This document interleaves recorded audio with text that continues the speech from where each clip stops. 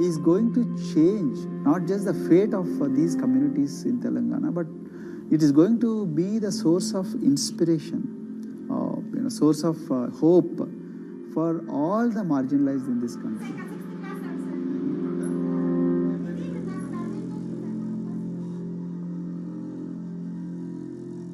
Greatest blight in India is the system of caste. For generations of Indians, the social code known as the caste system has defined how people earn a living and whom they marry. Although outlawed 7 decades ago, castes remain a significant factor in deciding everything, from family ties and cultural traditions to educational and economic opportunities. Dalits, people who are on the lowest rung of the caste system, constitute almost 1/5 of India's population of 1.3 billion.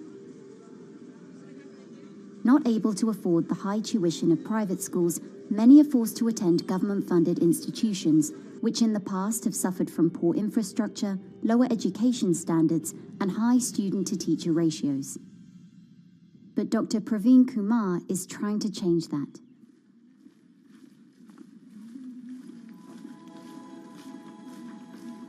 I am currently working as head of Telangana Social Welfare Residential Schools. So totally above 400 schools I manage. These are all residential schools for the students who are historically marginalized but talented and then poor. My friend also Of them, 60% are girls and then 40% are boys, because girls are more marginalized among the marginalized. Their voices are always suppressed. My approach to improve the conditions in the schools has been put your eyes and ears on the ground always. Talk to the parents, talk to the teachers, talk to the students, stay in the schools and then understand their problems, their challenges, both in classrooms and then the corridors and the dorms. Then go to the dining halls and see what kind of food they are eating, and then go to their homes and then what kind of food they are getting and what kind of challenges the parents have. Very good. 9th class. One of the important changes that I brought in after I took over was to complete the transformation of mother tongue to English medium, because English medium, as I said, English is the language of emancipation. A language that connects you to the whole body of knowledge in the world. So we had to train a lot of teachers. refer to the dictionary also, okay, and find out the new meanings. As well as describe about. Hey, Ruchita, how are you? Hi, Sindhu. Fine, thank you. And how about you? I'm fine too. It's been a long time. Identity is extremely important. There is a scientific evidence to prove that your sense of identity is extremely crucial to your growth as a successful human being in your life. If you accept an identity which is very humiliating, which reminds you of very painful past, I think that identity will not help you to grow. I'm not saying that you should forget your past. I'm not saying that, but that should not be in the bubble in which you must live always.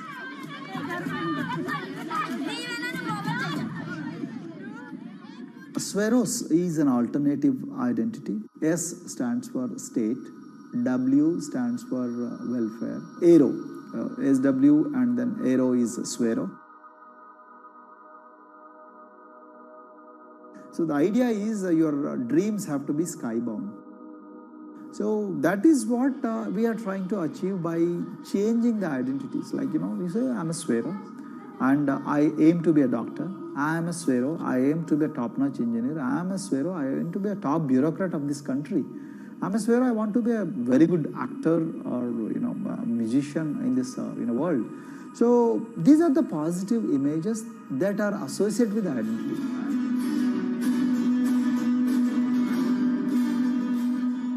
Just to give an example to you, in 2012, in our institution, we used to produce about 6 doctors per year. But because of our, this self-liberating ideology of Sveroism, we have, this year, we have produced about 189 doctors. This is phenomenal for any poorest of the poor people. You know how difficult it is to get into a medical colleges in this country. So, but today, because of this ideology, the students have been able to achieve this, feat.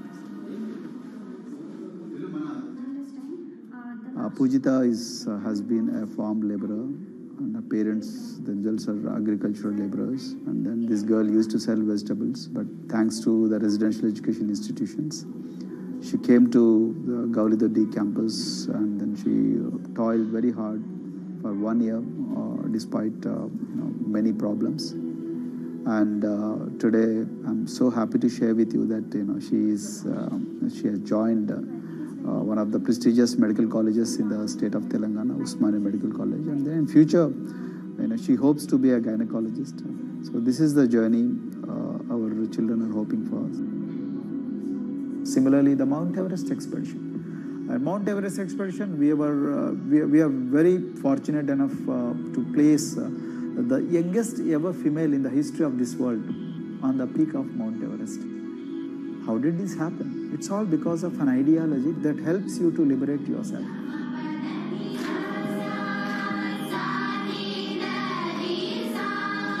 We brought a lot of extracurricular activities, and most of them got institutionalized now. So, for example, music. Similarly, the games. We have so many coaching academy. We have boxing academy, we have wrestling academy, we have handball academy. So we have, kabaddi, the traditional Indian sport. We have golf. We have introduced the golf also. Like golf is generally played by so-called rich people, but today even poorest of the poor people also are being trained in golf in our schools. Wow.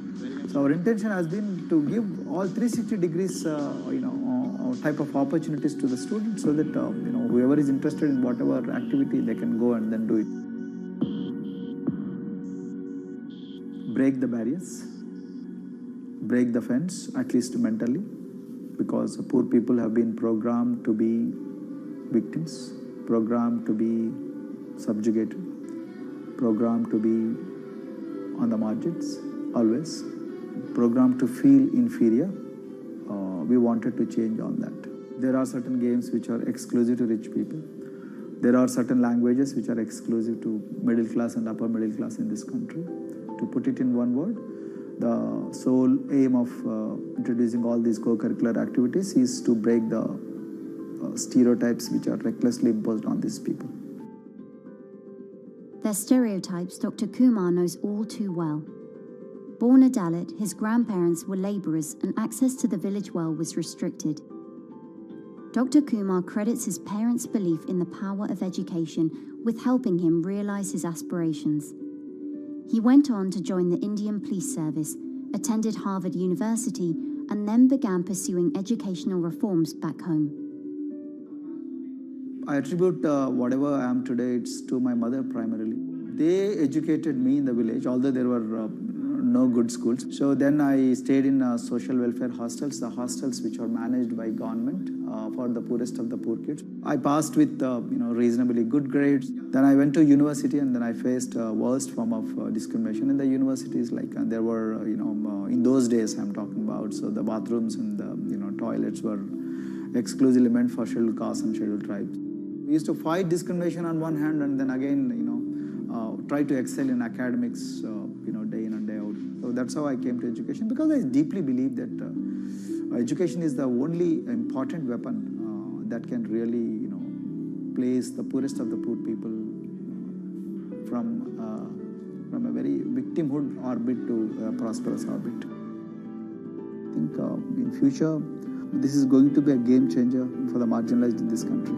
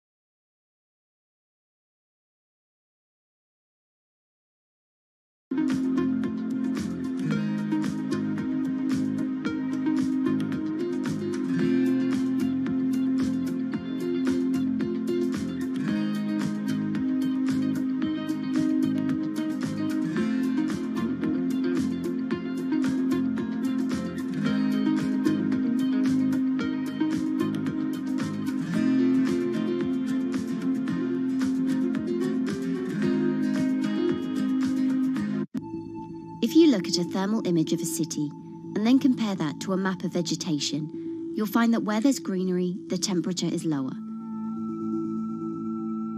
That's because things like asphalt, concrete, and shingled roofs absorb more heat from the sun than trees. This is the urban heat island effect, and it accounts for higher temperatures in cities, often by several degrees compared with their surroundings. It's becoming a huge risk to human health as growing urban populations exacerbate the heating effects of climate change. Heat waves kill more people than any other extreme weather event, more than tornadoes, hurricanes, and even floods. That's why urban heat island mitigation strategies are being studied in Singapore by a group of researchers.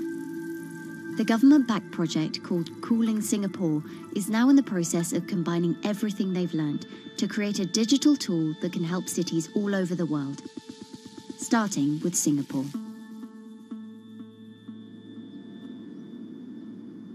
In Singapore, close to the equator, temperatures regularly rise above 32 degrees Celsius or 90 degrees Fahrenheit. And the city structures only make it worse. And that is also the case for Singapore, which is basically a concrete jungle, more urbanized, more developed city. And even in Singapore, what you have is a situation whereby there's a temperature difference of 7 degrees Celsius between the more urbanized and the more rural areas.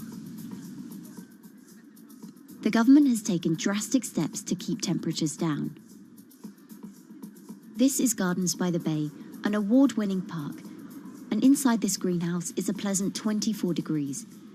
That's because the dome, along with 24 nearby towers full of thousands of people, is chilled by what's probably the world's largest underground district cooling system. It uses a large central plant that cools water and then pipes it into banks, residential towers, an exhibition centre, shopping malls, and the city's iconic Marina Bay Sands hotel and casino complex. So one of the biggest perks of using this system for the buildings is that they can save 40% in terms of electricity usage compared to your traditional air conditioners. And with Singapore relying on natural gas for most of its power, this new system means emission savings equivalent to removing 10,000 cars from the city's roads. That has big implications for the rest of the world. If things stay as they are, more than a third of the world's electricity could end up being used to cool buildings and vehicles by 2050.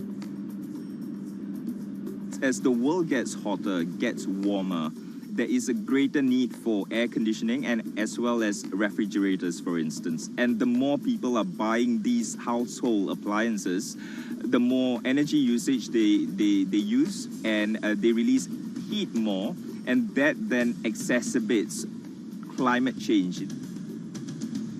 It's a vicious circle. And so since 2017, researchers at Cooling Singapore have been identifying design solutions that reduce our need for so much cool air in the first place.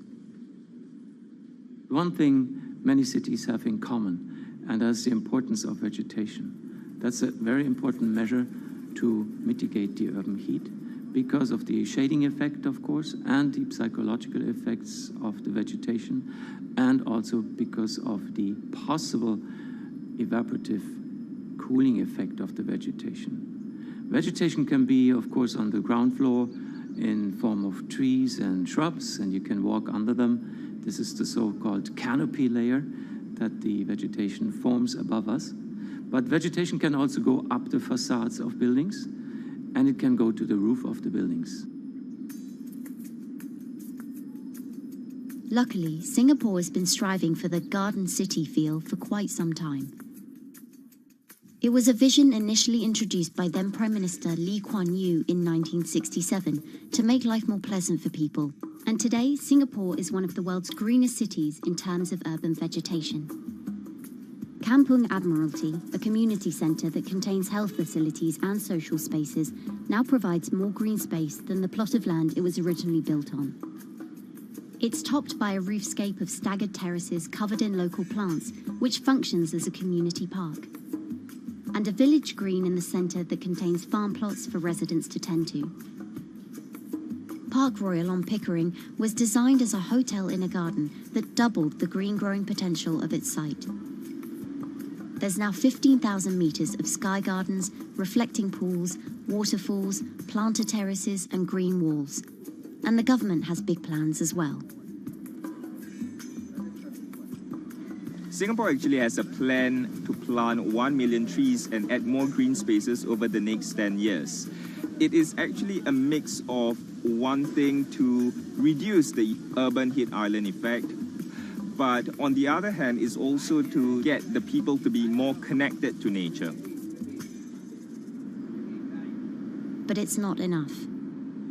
The city-state has still been warming twice as quickly as the world average over the past 6 decades. That's why Cooling Singapore has developed a catalogue of other potential heat mitigation measures. When you try to mitigate the urban heat island effect in a city or in any building, in a village as well, the first place to start is by shading of the windows. You have to keep areas clear so that the wind can move through it. Water of a certain depth can act as a very good thermal buffer. If you have to construct heavy buildings such as high-rises, at least you can make the surface, the facade, less heavy, and you can protect it from direct sun penetration. You have to make sure that no combustion engines will be in the city in the middle, in the medium to long-term range. So ideally, the electricity production is outside of the city, and you bring just the clean electricity into the city. You can at least minimize the use of energy in the city, and you can start to slowly convert the roofs, the facades of the city into production areas for renewable energy. In Singapore, unfortunately, this is a limited option, but in the long run, it could produce up to 20-25% of the energy, of the electricity needed in Singapore if all the roofs and the areas in the buildings, on the facades would be used to do that. With so many different ideas, Cooling Singapore is also designing a virtual model of the city to test them out. It's called a Digital Urban Climate Twin, or DUCT, that will calculate how each element of the city's design will impact the urban heat island effect. That means we model not only the geometry of the buildings digitally, but also we model the transportation, the insulation, the temperature, the radiation coming from the sun, the weather, the local climate, the even very, very microclimate of the city, the water, the movement of people in the city. We can invent scenarios, we can design scenarios, test them before we actually build them, and if they test very well, and we are sure that they will function, then we can start to build them and put them into reality.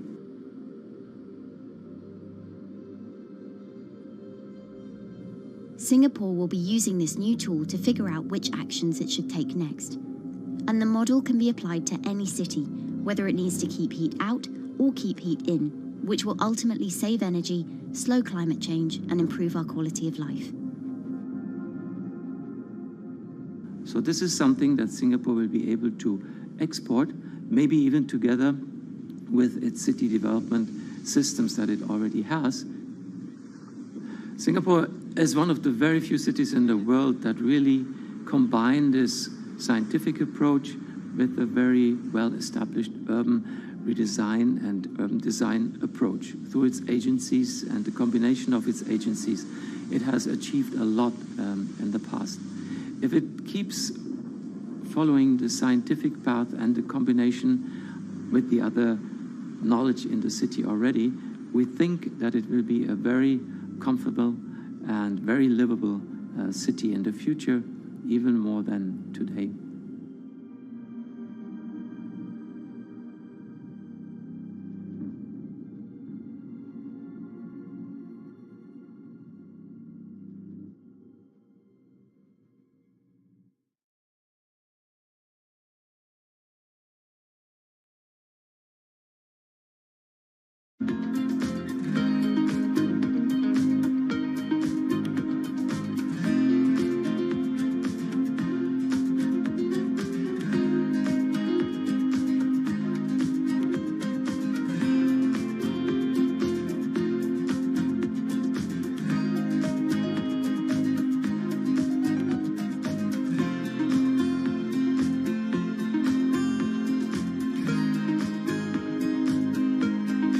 Times are tough.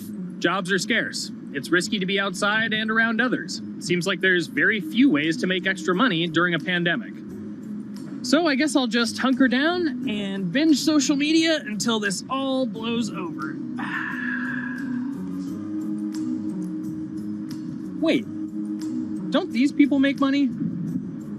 How do these people make money?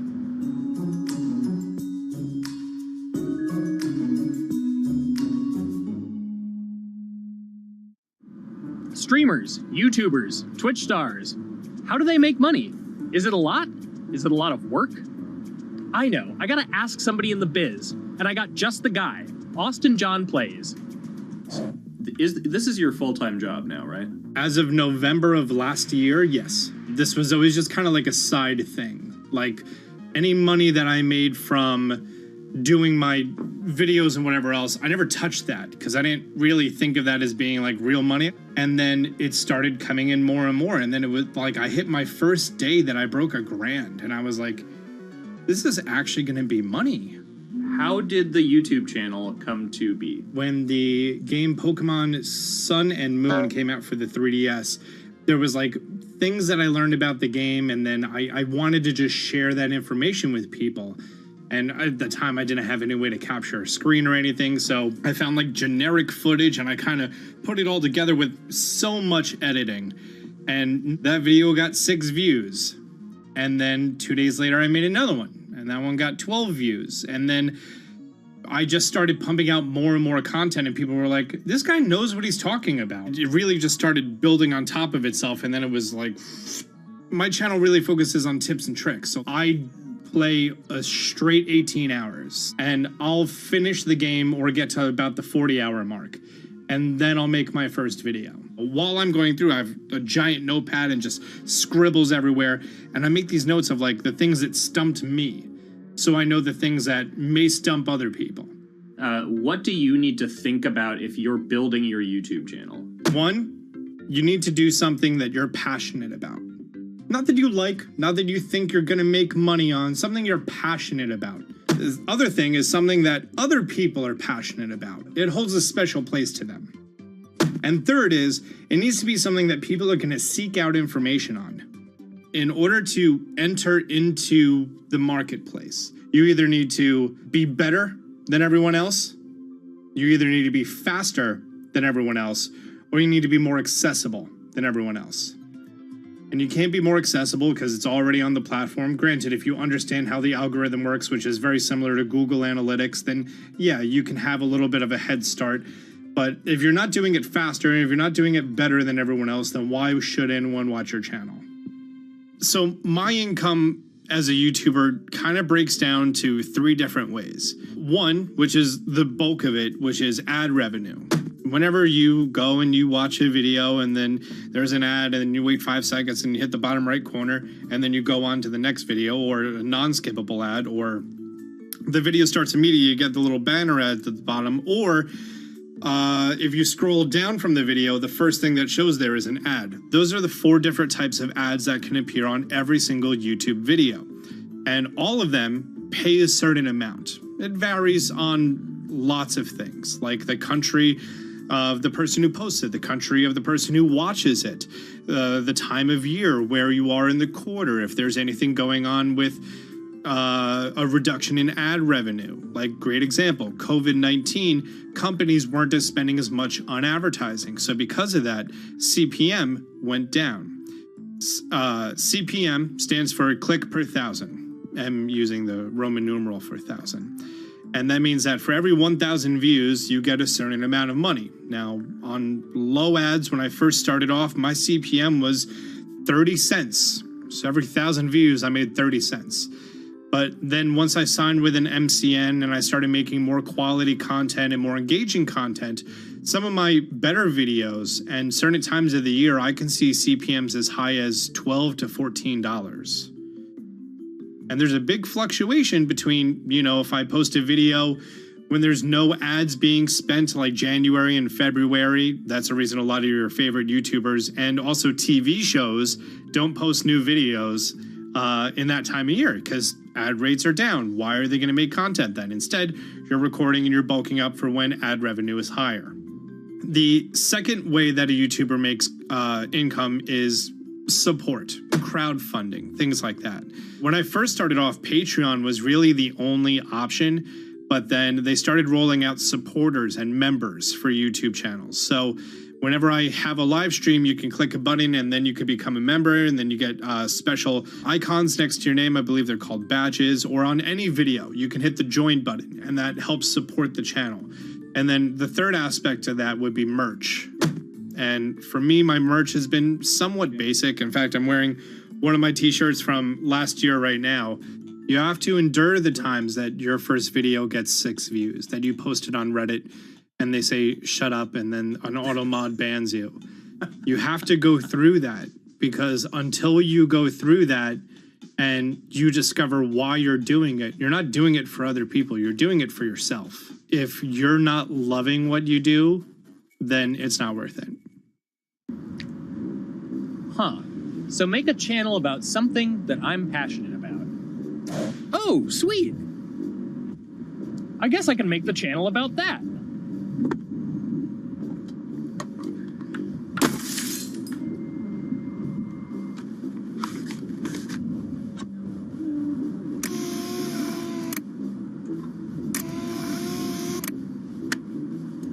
Now, how do I grow an audience? How do I get popular? It's all about diversification, right? You have to have a massive Twitter following. You have to have a massive Instagram following. You have to have a massive YouTube following. Of course, you have to be on Twitch, which is the key platform. But basically, any way you can get in front of your audience, you can engage with your audience, is going to drive those clicks, which ultimately drives the advertiser revenue that you get back from all of these platforms. It's me and Dan playing video games and talking in a funny manner over them. They're not just people who are good at games, they're actually people who are good at online engagement, online entertainment, first and foremost. You have the right to remain stylish. Anything you wear can and will be used against you in the court of fashion. The streamer is either very, very talented at the game. The best player in the game is generally going to draw a crowd because people like watching people who are very good. On the other hand, they're either very, very good or funny, charismatic, whatever it is on that side. Oh, no. You know, it becomes more of a show where they talk about other things outside of the gaming world, and gaming becomes really just a backdrop and an excuse to engage with that audience. There were those weird, like, Ronald McDonald, like, straight to VHS movies. You remember those? I'm personable, I'm chatty. I would kind of, when boring things were happening in the game, I would ramble on about, movies I'd watched or books I'd read and, or conversations I'd had and stuff like that. And so I think being personable was a big part of that. It's not just getting on and playing games. It's getting on and being an entertainer. You are putting on a show. All right, now let me go ahead and grab the samurai sword that every gym has. Okay, he's dead. To have a larger audience and to have that audience, I think, stay with you, you have to bring something extra. You have to find your niche. You have to find what works and what connects with the audience and what makes them laugh and what makes them keep coming back. You got to make it a little more exciting, all right? Throw in a hanging bishop. Have everybody in suspense for a moment. I think the real most important thing is to just get used to being on camera. Like in any sort of performance thing, is get used to talking on camera. My first few videos were terrible, but because I sat down and did it for 6 to 8 hours a day, I just got used to talking and I got over that uncomfortable hump. If you go into Twitch purely with the expectation that you're going to make money, make a job out of it, have all this growth, and it's going to be great, you're probably going to burn out prior to getting to that point because there's very little payoff for a long time, right? Like multiple years generally before you really start to see a payoff. And so, those first few times you're streaming, nobody is there. One person shows up every 30 minutes, says hi, maybe, and leaves, right? Like, it's very discouraging, I think, for a lot of people. And so you have to be there just loving it. You have to love talking to yourself when nobody is around. You have to love just the game that you're playing, all of that stuff, because it takes a while, and I think a majority of people burn out prior to getting to the like profitable point of it. And there you have it. My very own YouTube, Twitch, Discord, and streaming channels all ready to go live. It's a veritable social media ecosystem just on the verge of thriving. So, don't forget to smash like and subscribe, and visit my Patreon for perks. Also, go to my merch page. And one last thing, stay cool, my friends.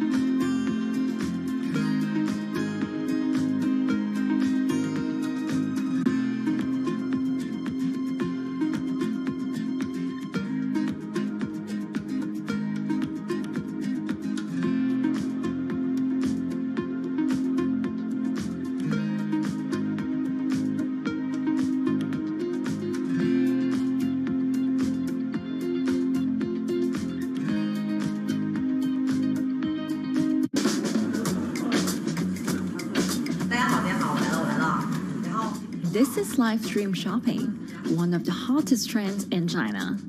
Every night, tens of millions of people watch live shows hosted by influencers like Via and buy the products they recommend. On e-commerce and social apps like Taobao and Douyin, the sister app of TikTok. 我觉得已经改变了大家的购物的方式。其实各种各样的产品，哪怕你不买，你也可以来看。当然，你看了你就有可能会买。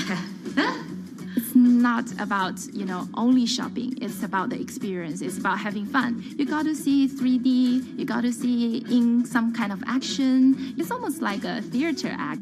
The internet craze has taken over China. By the end of 2020, the country had almost 400 million live stream shopping users. China's live stream e-commerce market has also grown dramatically, with an estimated value of $161 billion in 2020. It's becoming popular outside China as well. So, is live streaming the future of shopping?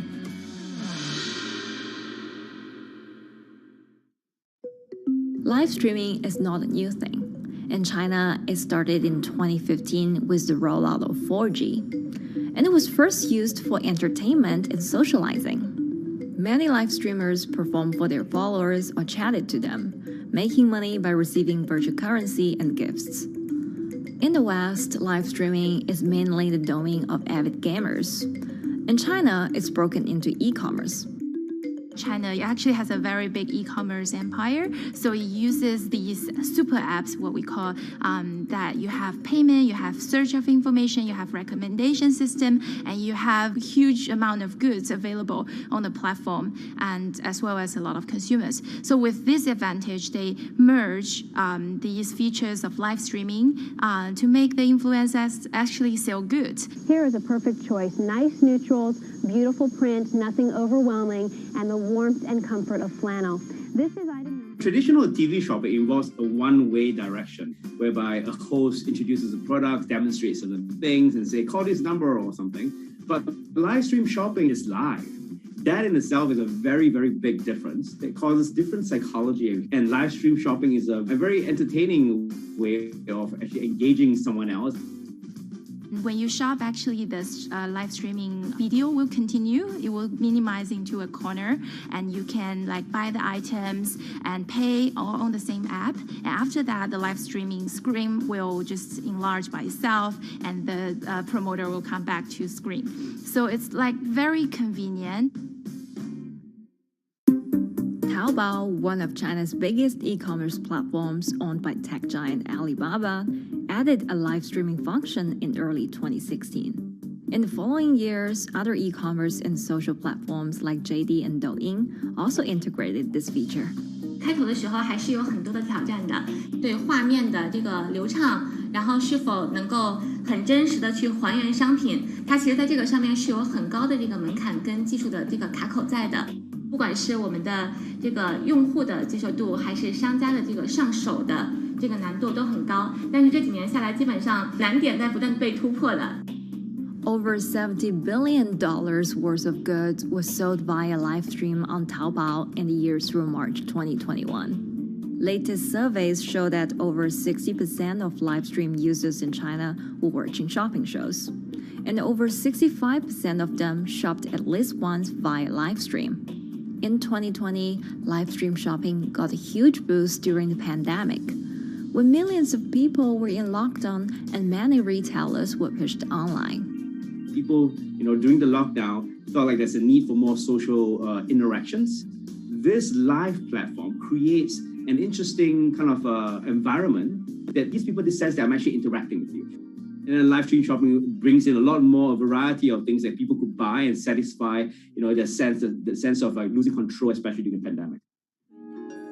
At the heart of this craze are the top influencers who have tens of millions of followers and sell products worth millions of dollars every night. They often use their star power to get bargains from retailers, which in turn boosts their own sales and influence.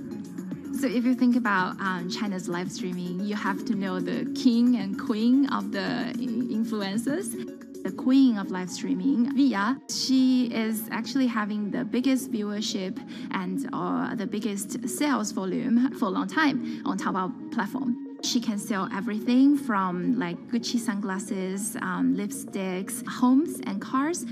One time she offered her followers to go on a Tesla ride with her, and she even, for once, sold a rocket launch in her live streaming room for 40 million yuan. The king will be Li Jiaqi, more widely known as Lipstick's brother. He used to be a cosmetic sales before he turned into live streaming e-commerce, and he knows a lot about the cosmetics. So he's the one that will actually put the lipsticks on himself when he's on the show.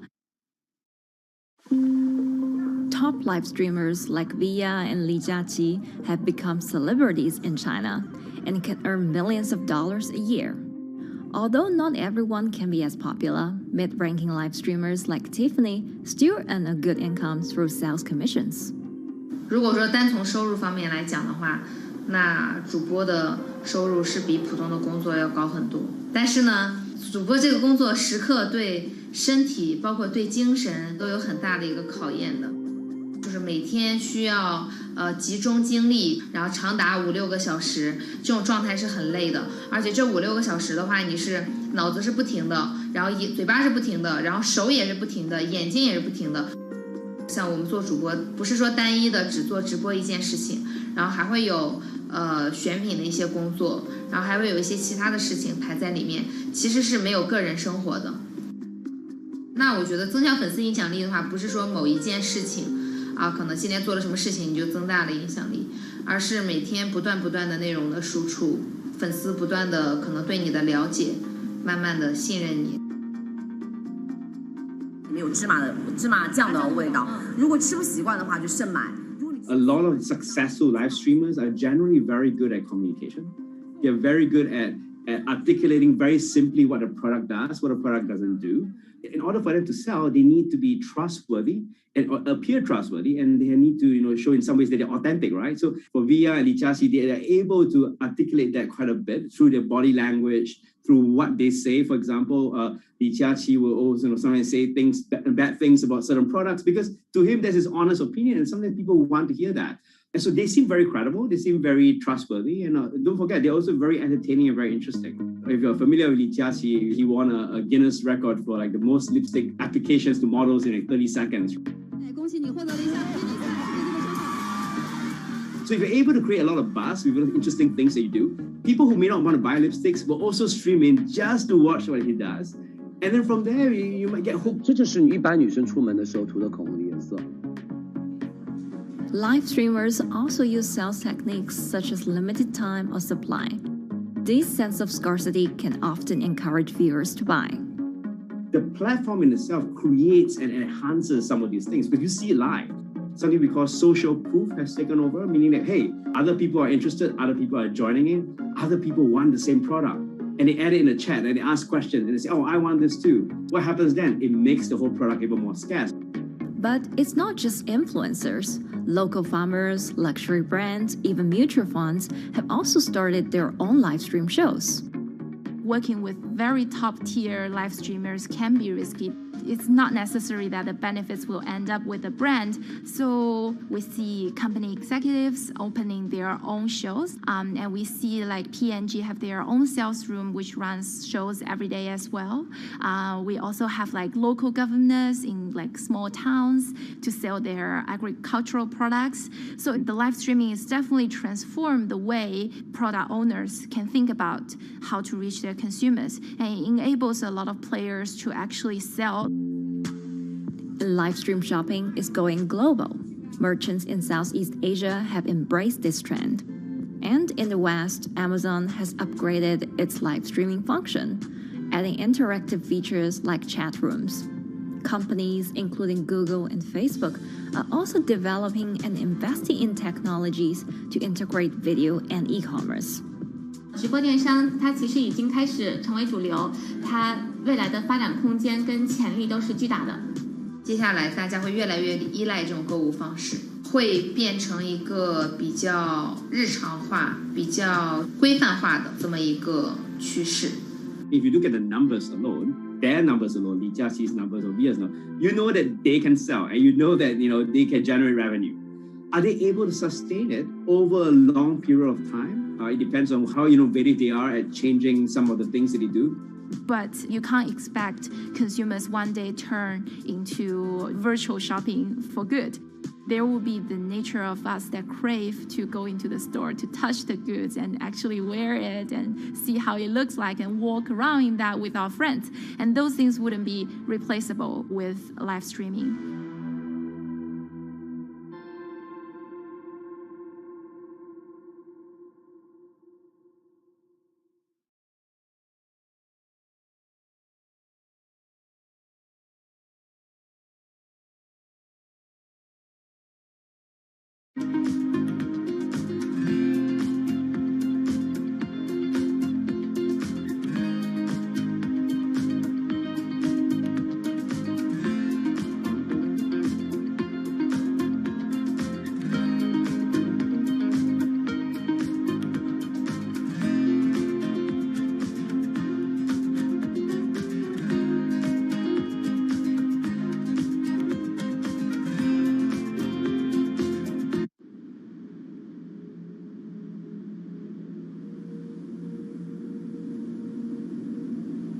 You could imagine that the oceans are actually the largest battery.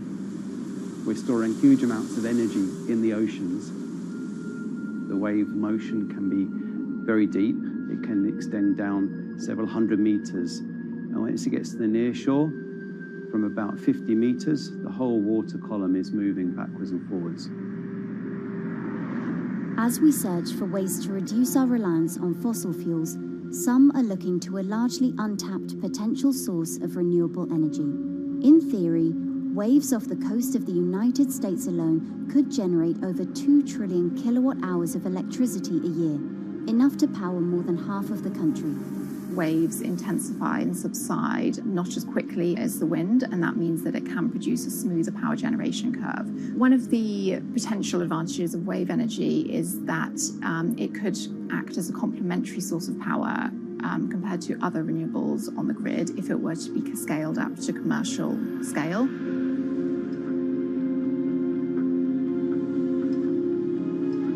For decades, engineers have been trying to convert wave energy into electricity, but a host of technological and financial challenges have complicated their efforts. In the years from around 2006 to 2015, there were a spate of bankruptcies in the sector, and this was largely because of a lack of kind of continuous proven projects out at sea with reliable electricity generation.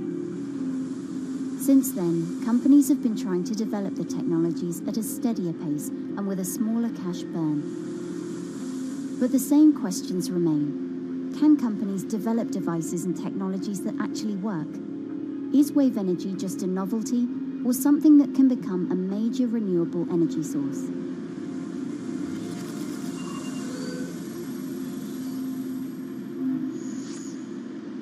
The sea is a very challenging environment within which to operate a power project.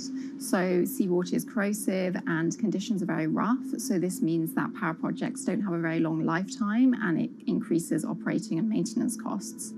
Partly because of that, many early wave energy projects hit rough waters, such as the Palamas Wave Energy Converter in Portugal and the Isla Limpet project in Scotland. But that hasn't stopped others from trying.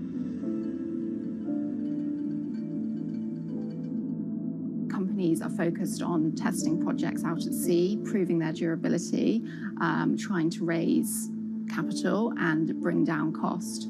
The sector hasn't really converged around one single technology design, and companies are kind of undecided about which design works best.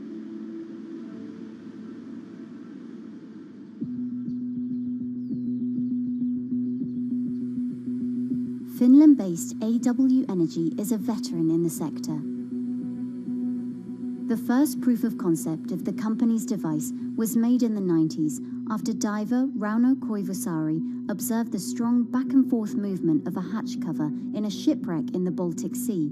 The waves are generated far from the coastline, so the wind blows on the surface of the water, causing the water particles to rotate, and that rotation extends deep down below the surface, and the waves can be very long. They can be several hundred meters long. And as they come into the near shore, this rotational energy turns into an elliptical energy, and eventually backwards and forwards, as you probably noticed if you've been swimming on the seashore in large waves, you're pulled in and out. That's the energy that we're extracting. There's a sweet spot where we deploy, so around 10 to 15 meters of water depth. That's where there's still strong wave energy coming in. After years of research, prototyping and testing, the company has deployed Wave Roller, a 350 kilowatt device in the waters of Portugal. Wave Roller has an 18-meter wide and 10-meter high steel panel fixed to the seabed via a floatable foundation. The panel moves back and forth with the waves, capturing the energy. It's submerged in the depth of 15 meters, so it's protected from the extreme waves. We generate electricity by capturing the movement with hydraulic circuitry in a machine room underneath the surface. That hydraulic energy we turn to electricity with hydraulic accumulators and hydraulic motors, and also a generator. The Wave Roller has survived large waves at sea for over a year and delivered electricity via an underwater cable to the grid in Portugal. Meanwhile, the company has won a €2.5 million grant to work on an upgraded version of the Wave Roller, aiming to increase the electricity generation capacity to 1 megawatt.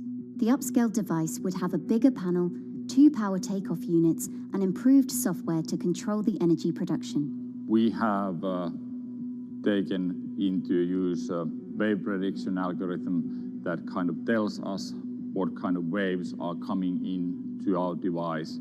That gives us few seconds to prepare for capturing more energy, and the difference in that is significant. Our future plans are to deliver technology around the world.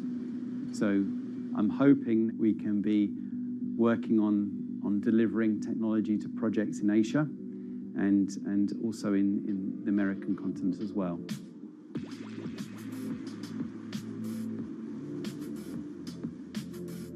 Meanwhile, Israeli company Eco Wave Power is taking a different approach to capturing the power of the ocean.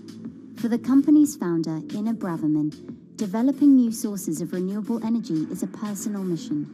I was born in Ukraine in 1986, and 2 weeks after I was born, the Chernobyl nuclear reactor exploded, causing the largest in history nuclear disaster. I was one of the babies that got hurt from the negative effects of such explosion. I had a respiratory arrest and a clinical death. Luckily, my mother, a nurse, approached my crib on time and gave me a mouth-to-mouth resuscitation, which saved my life. I got a second chance in life and decided to do something good with it. Growing up, Inna wanted to be a politician to positively change the world. After working as a translator at a renewable energy company, she decided to change paths.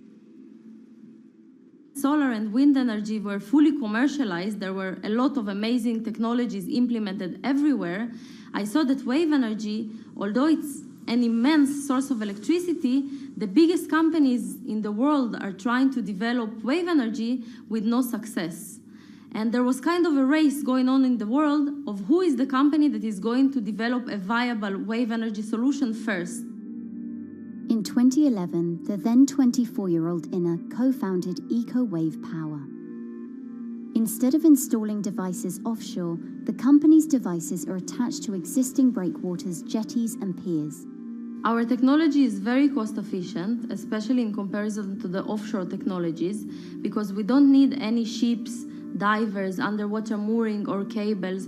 We install on existing man-made structures, and all our expensive equipment, the generator, the hydraulic conversion unit, the automation, is located on land just like a regular power station. This is the EcoWave Power conversion unit that has been operating in Jaffa Port since 2014 until 2020. Here you can see how the technology works. Basically, the floaters are going up and down and pushing the hydro cylinders, which transmit biodegradable fluid into land-located accumulators. A pressure is being built. The higher the waves, the higher the pressure, which is used to turn the hydro motor, which is turning the generators.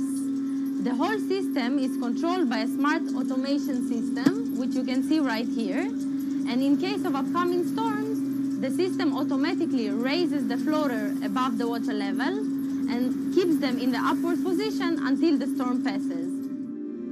The company has been operating a 100-kilowatt grid-connected device in Gibraltar since 2016, which is enough to power 100 households. Currently, Inna and her team are working on another 100-kilowatt project at the port of Jaffa in Tel Aviv. The project will be also the first time in the history of Israel that wave energy will officially connect to the electrical grid. And our goal going forward is to expand it to all suitable breakwaters in the city of Tel Aviv and to supply a significant part of the city's electricity needs. Today, engineers and entrepreneurs are still trying to crack wave energy. Globally, only a few hundred kilowatts of wave energy are deployed, compared with gigawatts of offshore wind.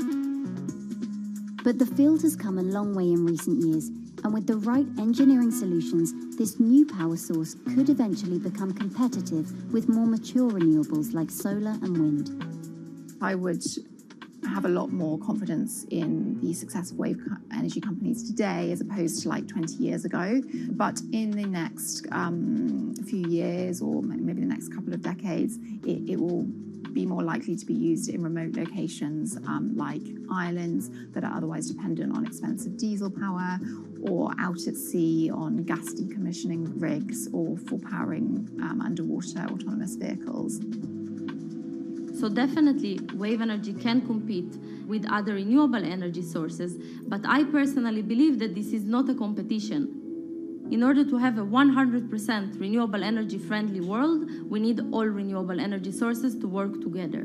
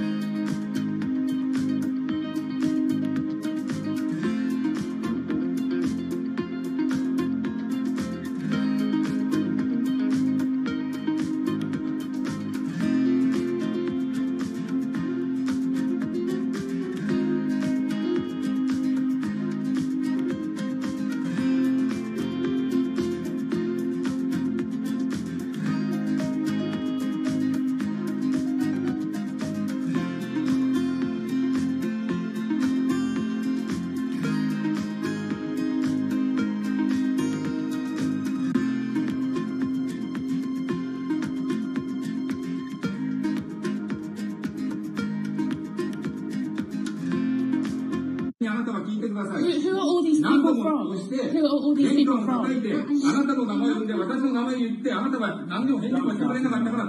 Shout at me. So can you please tell me? I'm not going to... please wait. You know, I've covered a lot of companies. I've covered a lot of Machiavellian companies where, you know, people play rough.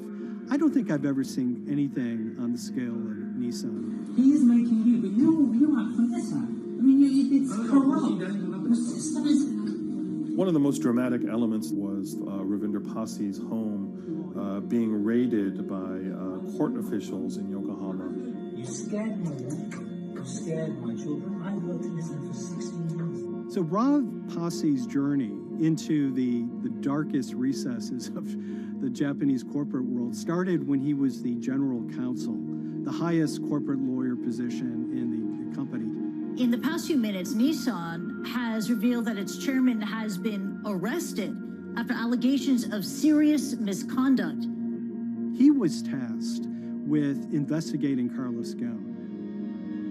And he was told, conduct an internal investigation and get to the heart of the matter. And then along the way, he started to notice serious conflicts of interest. He is one of the few people who knows an extreme amount of detail regarding the alleged crimes by Carlos Ghosn. And he's now ready to tell his own story on the record about some of the events that happened.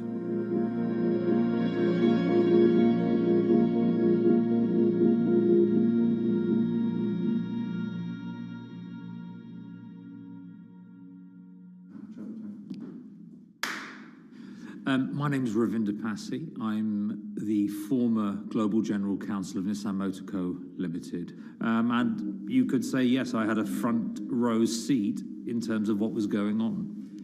When Carlos Ghosn saved Nissan years ago, he was depicted in Japanese comic books as this hero, and now maybe we'll see comic books where he's the villain.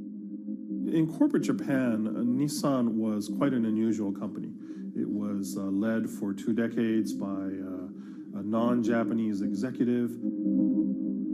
Well, Carlos Ghosn was a hero in the Japanese business world. If you had a global business celebrity in Japan and worldwide, it was definitely Carlos Ghosn. In a country with few foreigners at the top, he stood out.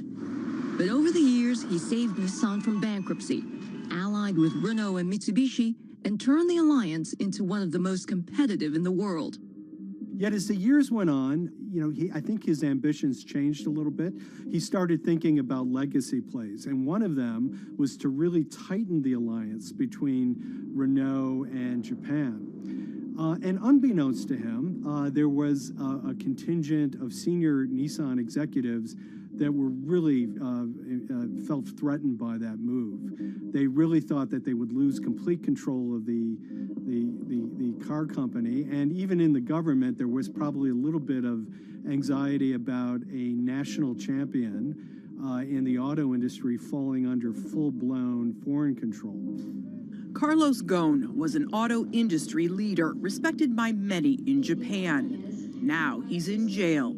The arrest of Carlos Ghosn came completely out of the blue. This was in November of 2018. He was coming to Japan on Nissan's corporate jet for a regular executive meeting, and he was met on the tarmac by Japanese authorities who whisked him away to a jail and charged him with financial misconduct crimes. So what happened was that a power struggle ensued inside the company, and somewhere along the way, it was criminalized. By that I mean that there were allegations leveled at Carlos Ghosn about the way he reported his pay to Japanese authorities, the way he handled money inside the company, that in other contexts might have been a board action, might have been handled internally. A number of executives at Nissan decided to take this difference and take it over to the Tokyo prosecutor's office, and that unleashed a chain of events that would shake the entire auto industry. So after Carlos Ghosn was arrested, Nissan launched an internal investigation into the events that led up to his arrest. So Rav Pasi was tasked with investigating Carlos Ghosn, and he was told, get to the heart of the matter, find out what Carlos Ghosn did wrong and bring it to our shareholders.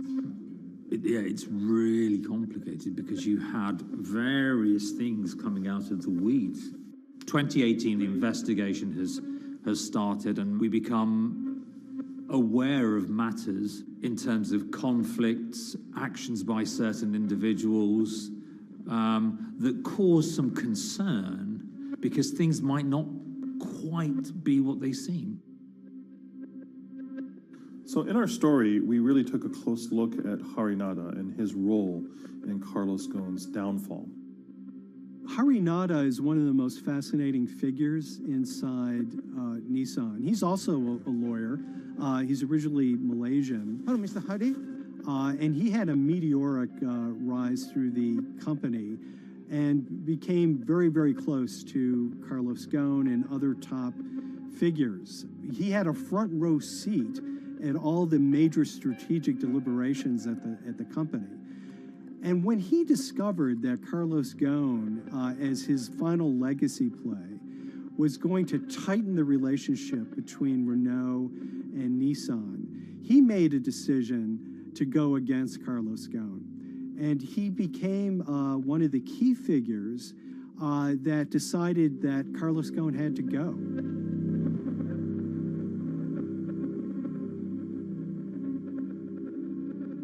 Harinada was somebody who actually recruited me into the company, so I have a long-standing relationship with him, or did have a long-standing relationship with him. For many, many years, he was a mentor. I had doubts about the credibility of the process right at the start. Harinada had a plea deal with the Tokyo prosecutors. Now, that suggests he was intrinsically involved in some of the wrongdoing, or the allegations of wrongdoing, and it just didn't smell right, just doesn't sit right. So there was a basic conflict of interest. In other words, Harinada had to deliver results to Japanese prosecutors to avoid his own criminal liability, and he's accusing and leading the investigation of Carlos Ghosn. Some of the people who had been involved in the original alleged crimes were also looking into the affairs themselves. Ravinder Pasi began pointing out some of these conflict of interest issues. And the reason for that is essentially his concern was for the company. If the company's own investigation into itself was compromised, that could lead to a very weak position in various lawsuits that it was dealing with across the world. I had discussions with Harry, discussions with the statutory auditors about these conflicts, discussions with HR about some of these conflicts, because at that point, we reported into him. You know, at the time, everything was quite, as you can imagine, it was, we've got to do this, we've got to do that, we've got to move fast. But when you step back and look at some of these things, you just think, my God, what was going on here? Because me, members of my team, were being placed in immediate danger. Your chairman's been arrested, a representative director's been arrested. They both happen to be foreigners. And then now what we need to do, we're being instructed to do, is certain compliance professionals need to go into properties in Brazil, for example, and retrieve evidence. They've got to do it very carefully, because if they don't do it carefully, they're going to get convicted of criminal activities. And likewise, when a team of lawyers were commissioned to go to Lebanon, I mean, one of my immediate concerns was, why are lawyers from Nissan being sent to go to Lebanon to retrieve evidence? These are just lawyers, they're corporate lawyers from Nissan. You had revelations that a number of executives had benefited from share appreciation rights when they shouldn't have. I mean, you know, substantive amounts of money being taken by these guys when they weren't entitled to take them. And you do think, yes, how is this going to look later on? It's going to look quite concerning. So that triggered for me the sort of assessment that, well, I'm going to have to do something, because up until this point, I haven't put down on paper these conflicts and these issues.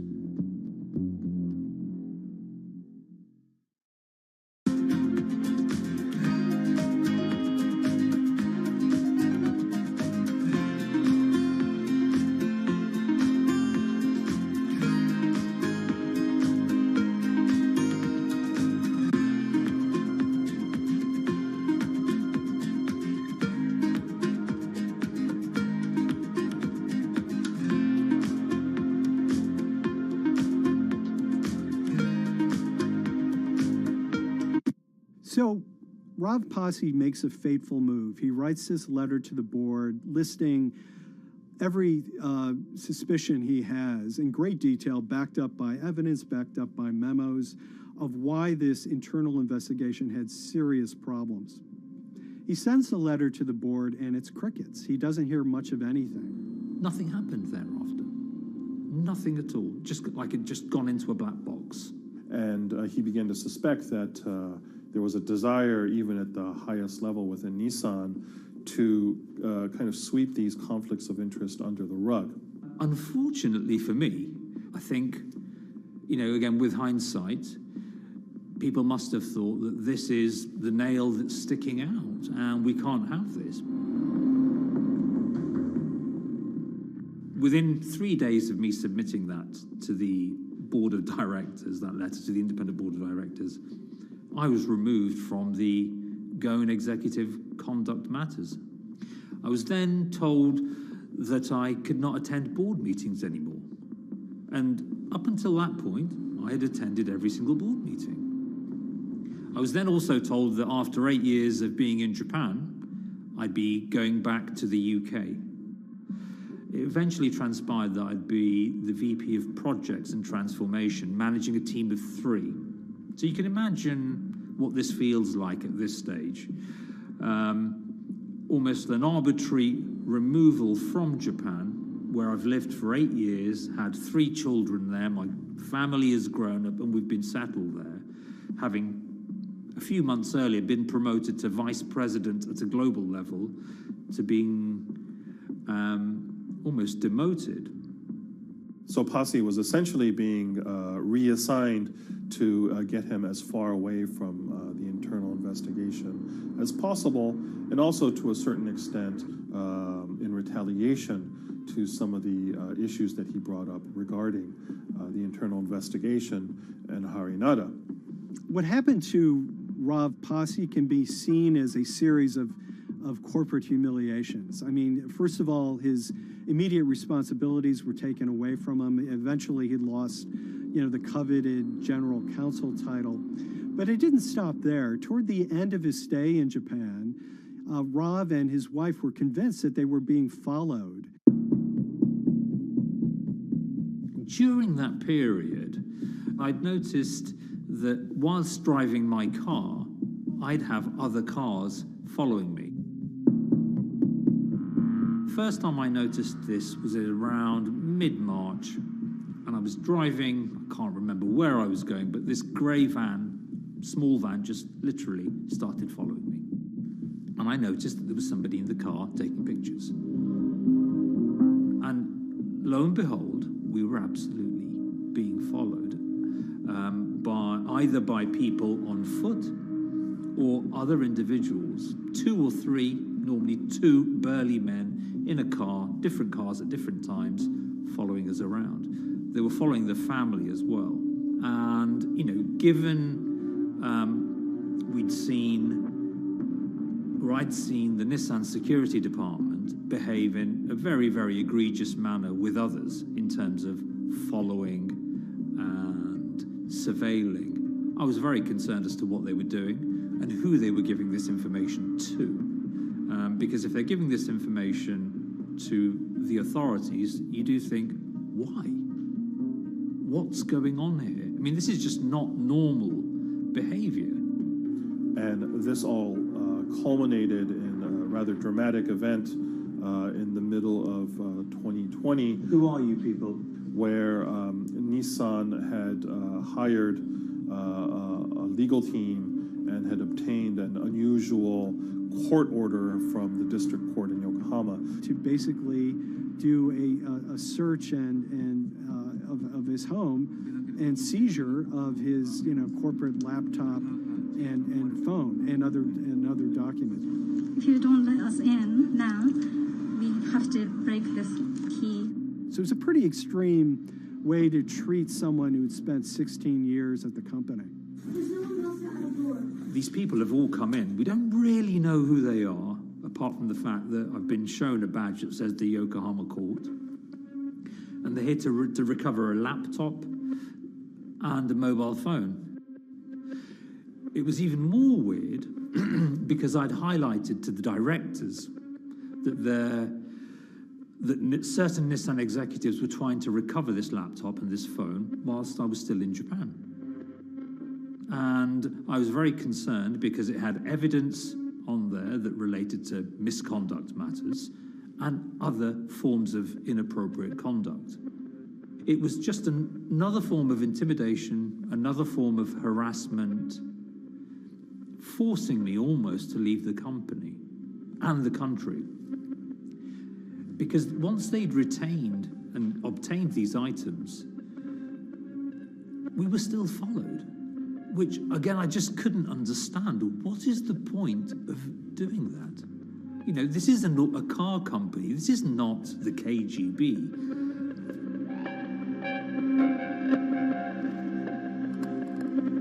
I think it's fair to say that Rob Posse didn't have full battlefield awareness of all the intrigue going on at Nissan. I mean, Harinata is interesting because he's both charismatic and charming, and one of the most brutal corporate infighters one could ever run across. This is a confidential company email, right? You should not have this. If he had fallen into line, he would probably still have his job at Nissan, be paid very well, and continued his work. A career that he spent 16 years building at Nissan is irretrievably broken. It's been smashed to smithereens. He and his family paid a huge price, certainly. But in terms of being able to sleep at night, I think, he's come out ahead. I highlighted issues to the highest levels of the company so that they could be dealt with appropriately by those in charge. There was no response to those, and there was retaliation against me. What's really profound, like absolutely profound, is that none of your colleagues, I mean people who you have known for years, forget it. Yeah. You're on your own. Yeah. And you got to be ready for that.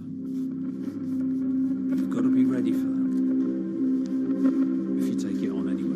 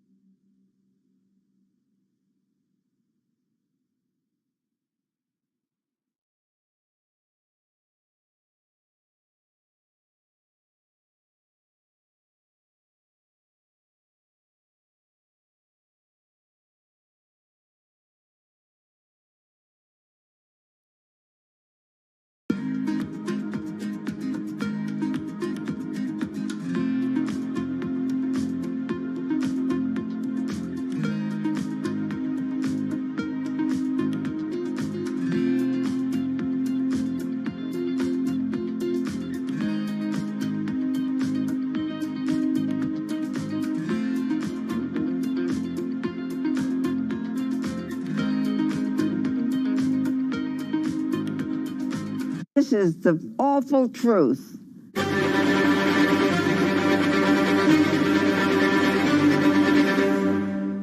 There's always someone in the family that's pushing it.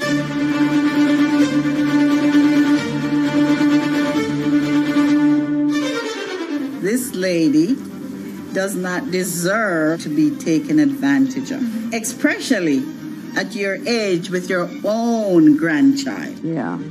My grandma is having to sue them. I'm testifying against them. Nobody's talking. They're one floor below right now. I get afraid to go on the elevator. It's sad that it had to devolve to this. It's like a soap opera to me. It's a very sad thing. It's a family feud. A family feud. Here's a family that, on paper, you would think has the wealth that so many people seek, yet at the end of the day, it seemed to sort of rip everybody apart.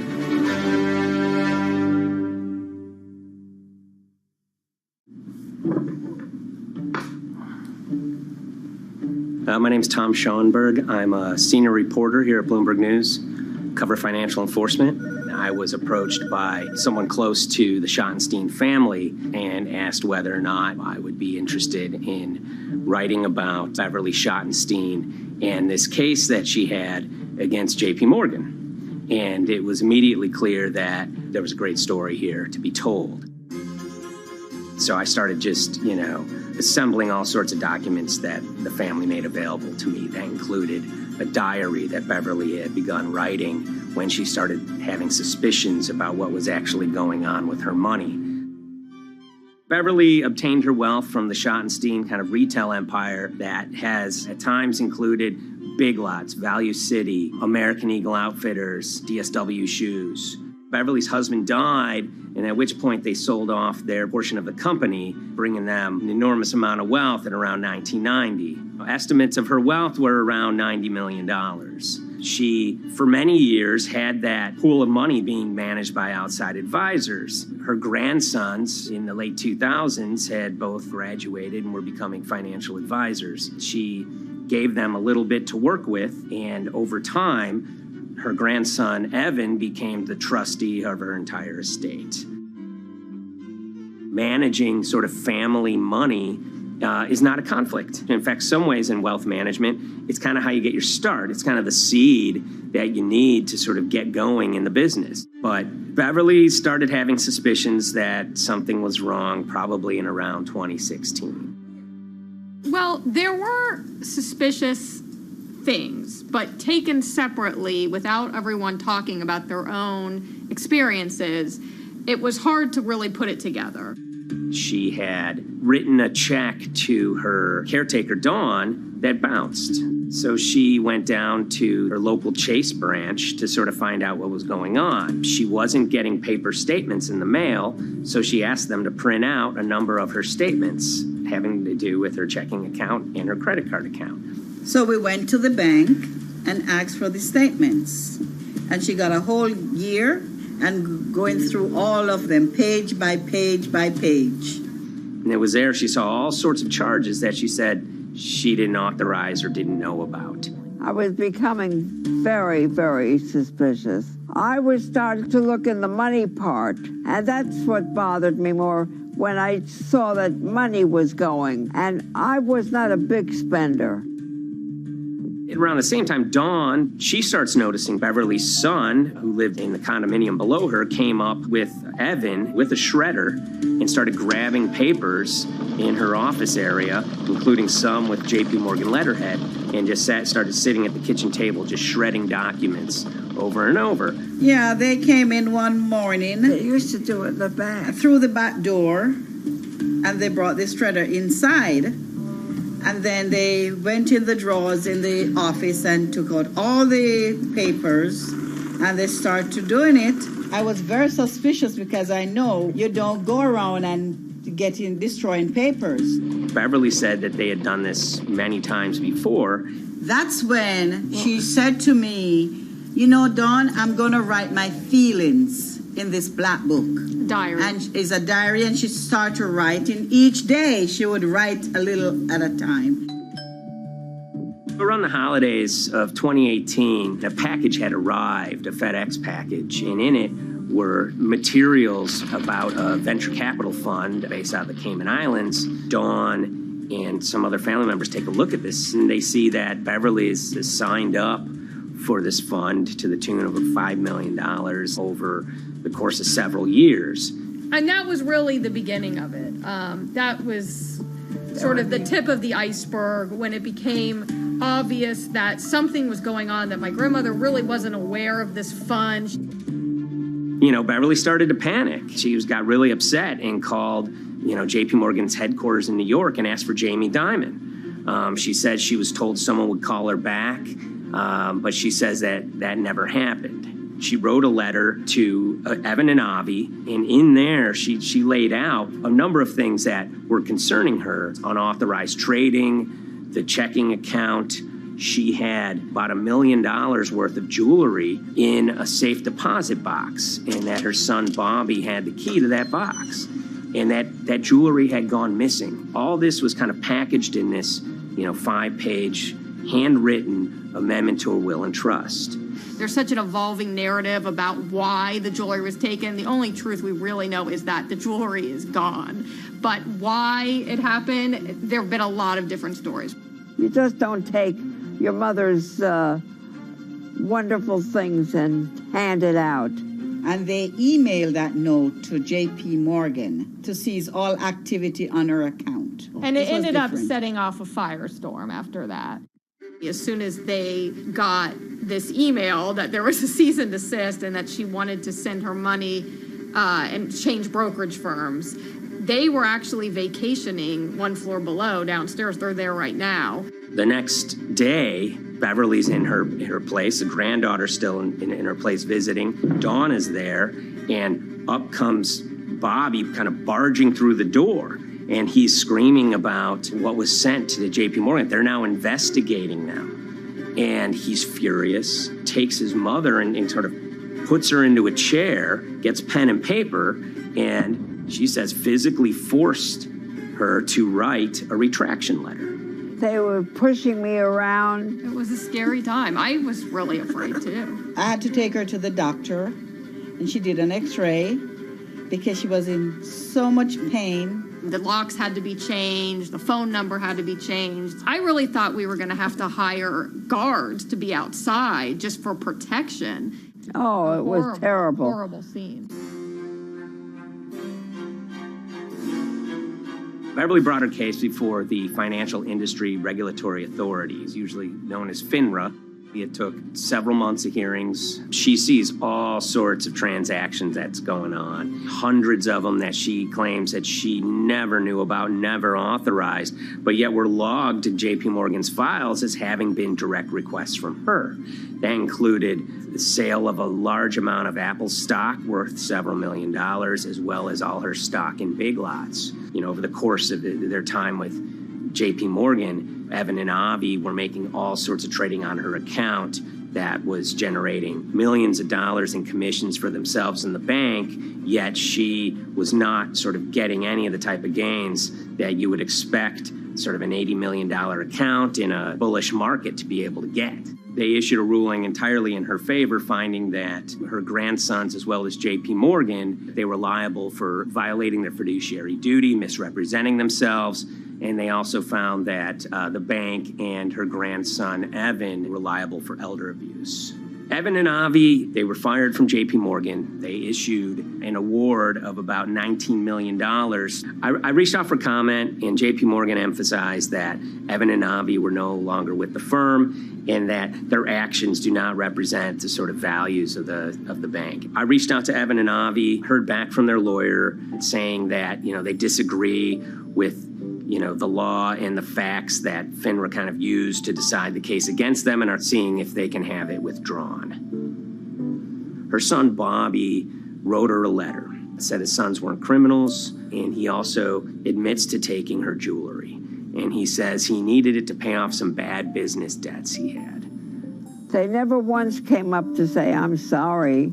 If there had been an apology and some acceptance, and asking for forgiveness from my grandmother, I don't think we'd be in the position that we are now. Since the piece came out, we've received dozens of messages from people, many of whom are telling their own sort of personal tales of, kind of financial advisors gone bad, or family members who got control of an estate and abused, those within. It seems that it's really resonated with a lot of people. I keep, hearing a lot of feedback about Beverly and how, a lot of people feel she did the right thing. You're never too old to stand up for yourself and try to right an injustice. She was adamant that she wanted to stand up for herself. But at the end of the day, they did wrong. It's a painful life lesson. Beverly taught them that you don't mess with grandma.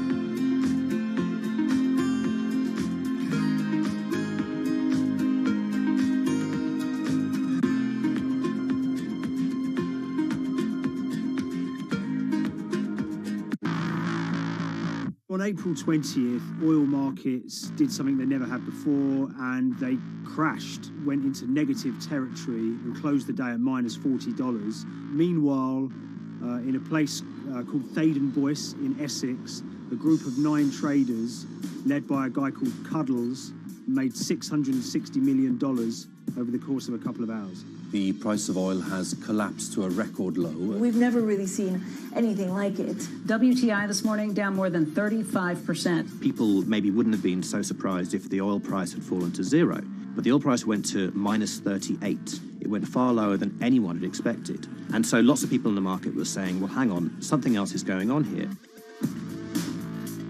A couple of months later, I started to get wind through a kind of network of sources that a tiny firm in the outskirts of London had made a huge amount of money that day and potentially had some part to play in what happened. The information we got was that 9 traders at Vega Capital London had made in the region of $660 million in one day. As a group, I think they made as much money in one day as Apple makes from its international sales in one day. I mean, it's an insane sum of money. Did they pull off a fantastic trade? Did they predict the way the market was moving and get it absolutely right? Or was there something else going on, and had they actually done something that breached market rules in a bid to sort of push the market? And that investigation is ongoing.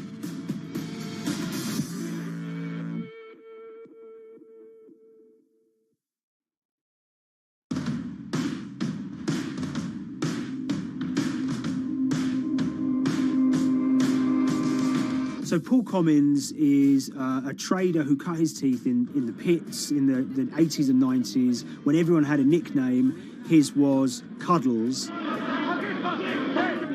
If you can imagine, that was a very sort of cutthroat type of world where people are doing, hundreds of thousands and millions of dollar trades by shouting at each other, giving hand signals, and then sort of scrawling on scraps of paper.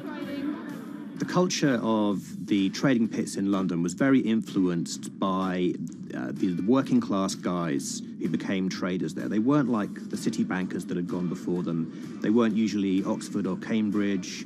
They didn't wear Savile Row suits. They were ordinary working guys who happened to have a talent for trading. And a lot of them came from Essex. I think it was 400 traders in the pits, and Cuddles in his oil and gas pit was described to us as amongst the top 3.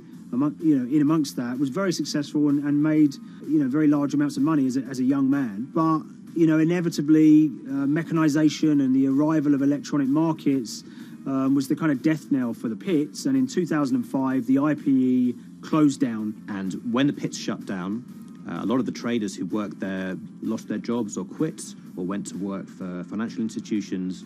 But Paul Commins decided to start his own trading collective out in Essex. Some of them are ex-pit guys, cut from the same cloth as him. Lots of them are actually sort of in their 20s, and they're his, drinking buddy's son, or they're his own kids' friends from football. They're young lads, hungry and ambitious, and he brings them into the fold. And fairly shortly, he's got, maybe a dozen or so traders that they're independent, let's be clear, but they're all part of this collective.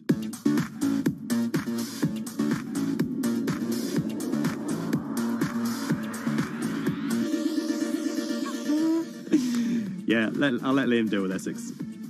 I am from Essex, so I feel like I'm free to, to get into this. Sweet, as they say. If you were to ask someone in Britain how they would imagine a kind of Essex person, they would see someone who's maybe slightly flamboyant, with a sort of Cockney accent, a sort of Guy Ritchie-style accent.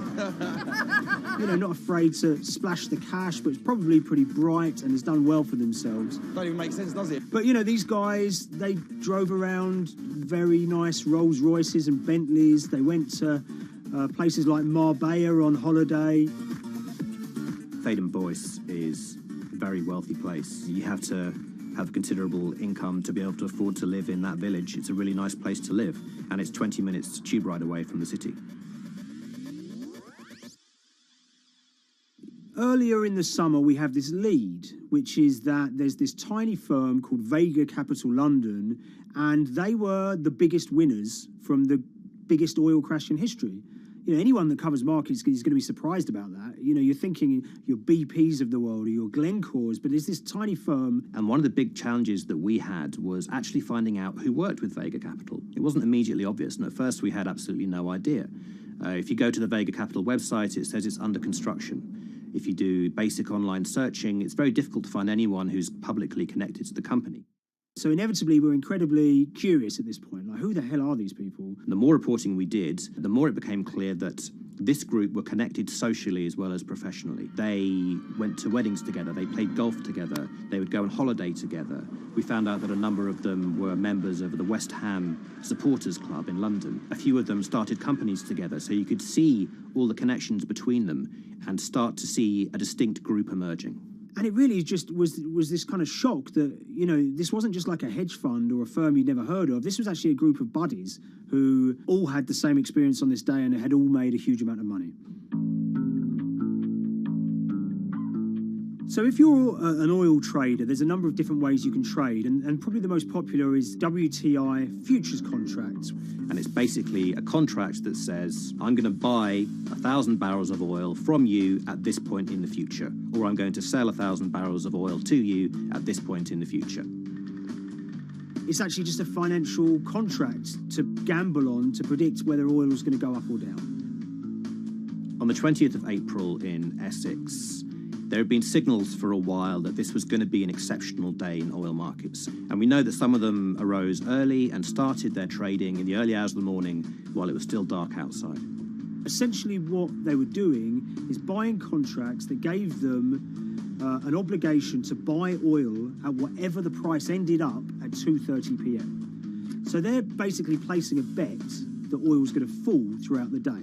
But they're simultaneously selling lots of oil as well. And whether they make a profit and how much profit they make is the difference between what they buy the oil for and what they sell the oil for. Now, of course, we now know throughout April 20th, the price dropped and dropped. So this is going very well for them. They are committed to selling oil at these prices, and the prices are continuing to fall, which means they're going to be able to offset it and buy oil at cheaper at the end of the day. Now, once it gets to kind of 1:30, 2 p.m., that's when things start to get really interesting.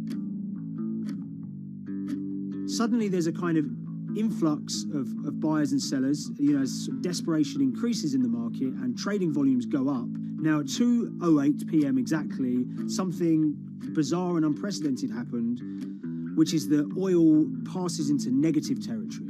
And it fell to a record level of minus $38. We've never seen anything like it, period, in terms of the contraction of the global economy. That huge gulf between what they were buying the oil for and what they were selling it for enabled them to make more money than they ever thought possible. So their profit was the difference between minus 37 and all of these positive numbers on every contract they sold. The price of crude briefly hit minus $37 a barrel. For one group of traders operating from a small office, it was a very, very profitable day. It's important to remember this had never happened before in the history of oil trading. No one could have predicted it. I can't think of another example of where you enter a trade and you get paid on both sides. You get paid both to sell and to buy. It's unthinkable. One thing we know about the Cuddles Trading Arcade is that they were very comfortable taking large risks. And, you have to be clear, this was a large risk. Yeah, we spoke to oil traders, both people that know these guys and people that don't, and they all say that this is, incredibly risky. And that's actually what stops a lot of oil traders doing trading like this. They simply aren't willing to stomach the risk. But Cuddles and his friends were. So when the kind of final calculations came down, the group of the 9 most profitable traders made $660 million or thereabouts between them. I mean, if you can imagine, I think 3 or 4 of them made in excess of 100 million each. One of the astonishing things about this trade is that 2 of the individuals who made more than $100 million in a single day were in their 20s. One of them was 22 years old. Only a few years earlier, he'd been posting on his social media about doing teenage stuff with his mates in town and going to see girls and rap music. And here he is a few years later making $100 million in a single day's trading. When me and Liam discovered that, we couldn't believe it. We couldn't believe what we were seeing.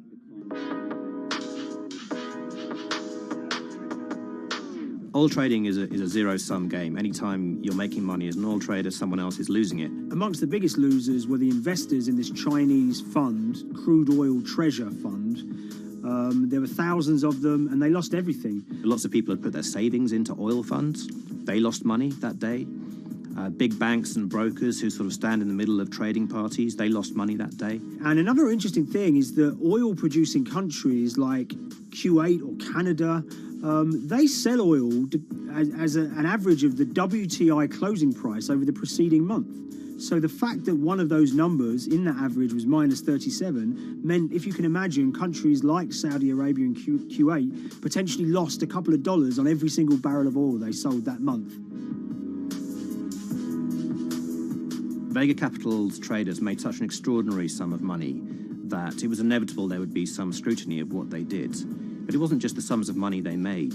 In the vital half an hour before the settlement price was set, they were by far the biggest sellers of oil futures in the market, which is an incredible thing to think about when you consider that the other participants in that oil market are going to be the world's biggest banks, oil majors, BP and Shell, and here you have a group of 9 guys in Essex who are having this significant influence over a global market for oil. I mean, I think you have to assume that if these guys had made $7 million or $10 million, they probably would be celebrating in Essex right now. But the fact that they made closer to $700 million has meant that they are facing understandable scrutiny. We wrote individually to all the Vega traders who did exceptionally well that day, and we got a letter in response from a law firm representing the group. The law firm was at pains to point out, number one, they haven't been accused of any wrongdoing, that they all traded independently and separately, and they'd basically all made up their own minds that this was what was going to happen in oil markets based on publicly available knowledge, and decided to execute this trade. What I love about these stories is there's a real variance of opinion, and some people will look at what happened and think that must be dodgy. They all traded at the end of the day. They all made a huge amount of money while all these people lost. That's shocking. But lots of people say these guys are at acute disadvantage. They're in a market that's inhabited by, huge technology-driven funds and firms and oil giants that have got all the advantages in the world, and when you get a bunch of Essex geezers who essentially beat the market and find a way to make a huge amount of money, they should get a pat on the back, really, because that's the dream. Since this happened, a lot of the guys have stopped trading the monthly settlements that they'd done so well at in the past. Several of them have set up new companies. They've essentially gone very quiet. Any kind of social media presence they had is kind of closed down. By all accounts, they're, waiting this out. It's certainly too early to try and predict how the regulatory investigations are going to pan out. We just don't know.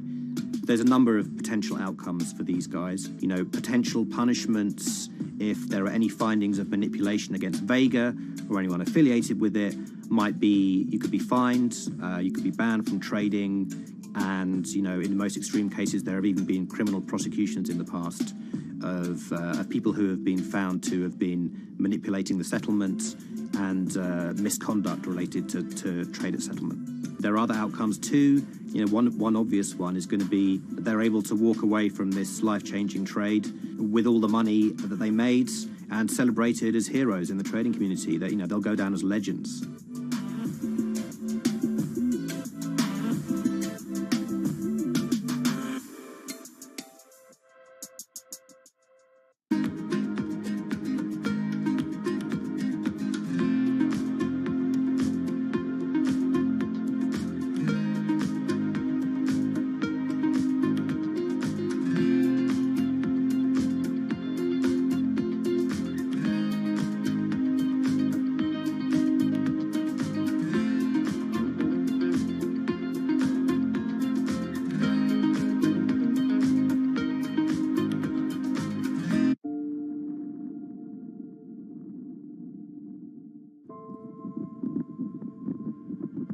It's very important, given the nature of the climate crisis right now, for the general public to have an understanding of what progress is or is not actually happening. And I think many readers right now, they'll see these hundreds and hundreds of companies making these big, bold climate claims.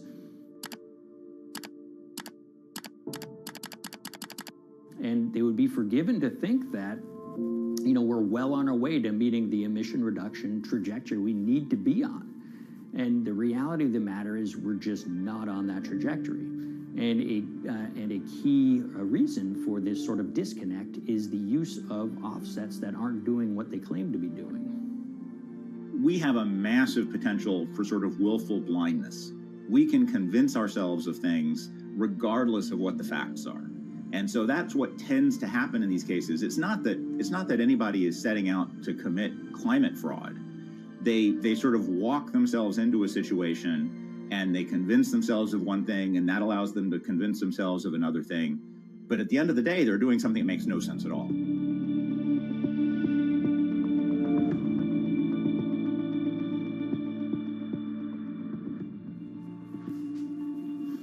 My name is Ben Elgin.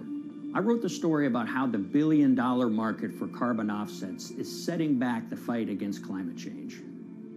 So one of the challenges in reporting on carbon offsets and trying to figure out what's going on is really finding good experts who have been steeped in this marketplace and are willing to candidly talk about it.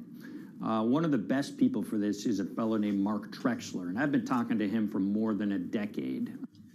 My name is Mark Trexler. I've worked in climate change for the last 30 years. I was actually hired by the World Resources Institute in Washington to work on the first carbon offset project in 1988. In terms of defining a carbon offset, one of the beauties, so to speak, of greenhouse gases, sort of the silver lining of greenhouse gases, when you put up a molecule of CO2 into the atmosphere, it can be anywhere in the planet in 7 days. And therefore, if there's an option to reduce emissions on the other side of the planet, and you can do that very cheaply as compared to doing it in your factory, for example, then why not pay that person, that factory on the other side of the planet to reduce their emissions? Then you are, in a sense, offsetting your emissions, and the atmosphere doesn't really see your emissions anymore. So carbon offsets have been around for quite some time, and they were actually key with these international climate agreements, such as the Kyoto Protocol, which mandated the wealthiest countries reduce their greenhouse gas emissions. The treaty was signed on the 11th of December, 1997. Decided. The business community in general saw carbon offsets as a huge opportunity to comply with whatever policies and measures might be coming down the pike on climate change much more cost effectively. We've seen a huge surge in companies making big proclamations about how they're going carbon neutral or zeroing out all of their carbon emissions. We're going to reduce our carbon footprint to net zero. Unilever is committing to net zero emissions. We can achieve a net zero emissions world. We began looking at these corporate claims of dramatically reduced emissions, and we noticed so many of these companies were using carbon offsets to achieve these aims. And as we began to look at the carbon offset projects themselves, what we found is that the environmental benefits claimed by these companies are not actually what they seem to be.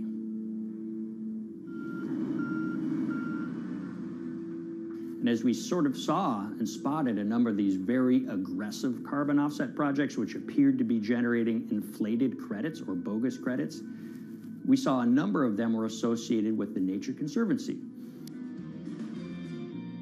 This surprised us. The Nature Conservancy is the world's biggest environmental group. They have about $1 billion a year in revenues, and they've been around for 7 decades. They've preserved about 125 million acres of land, and they've done so many good works over the years, and they've been very strong in terms of working with corporate partners. The Nature Conservancy has taken a different approach, a very pragmatic and pro-business approach. They will not go out and criticize a big polluter, but they're very happy to work with them. Some might say that, well, that's selling out, but others would say, and those at the Nature Conservancy would say, these companies have deep pockets. They can help fund important preservation work, and we have absolutely no problem working with them on this stuff. So companies are very warm, and they've partnered with the Nature Conservancy for many years. And yeah, it definitely lends a sheen of credibility to these projects. Here's 20 new reasons to visit Disney World this year. 1, 2, if you look at, for instance, Disney, that's a sprawling company with theme parks and cruise lines that burn up diesel fuel. They have office buildings and television studios that consume electricity. So these companies are trying to make major reductions in their carbon footprints, but it's very difficult to change these fundamental ways their businesses operate. So Disney has been a big buyer of carbon offsets that are orchestrated by the Nature Conservancy. One of the projects that they buy from is called Pennsylvania Ridges. And that's a plot of land. Most of the land is actually about a 3-hour drive outside of Philadelphia. Interestingly, this land, 3,000 of these acres, was actually acquired by the Nature Conservancy in the late 1990s. This land was imminently threatened. There was a pending logging contract on this land. So they do what they've done so well for all of these years, which is they go out, they raise money from local philanthropists, and they go buy this land to protect it from developers and loggers. And at the time, according to an archived version of the Nature Conservancy's website, when they were proudly announcing this deal, they said, these threats have been abated because of this acquisition by the Nature Conservancy. So it's really interesting now, fast forward 2 decades to earlier this year when they put forward this carbon project. And if you look through it, this land is a key part of that carbon project. And what they're now saying is this land is now, once again, imminently threatened. 72% of the trees are going to be cut within 5 years. Now, this is just astounding because this land is owned by the Nature Conservancy. They do not clear-cut land that they've bought through philanthropic donations. So this scenario that they've put forward to get carbon revenues is not really plausible. And what that means is when you have Disney coming in and buying these credits, when it eventually lowers its carbon footprint because of these credits, well, that won't be a credible or truthful claim by Disney.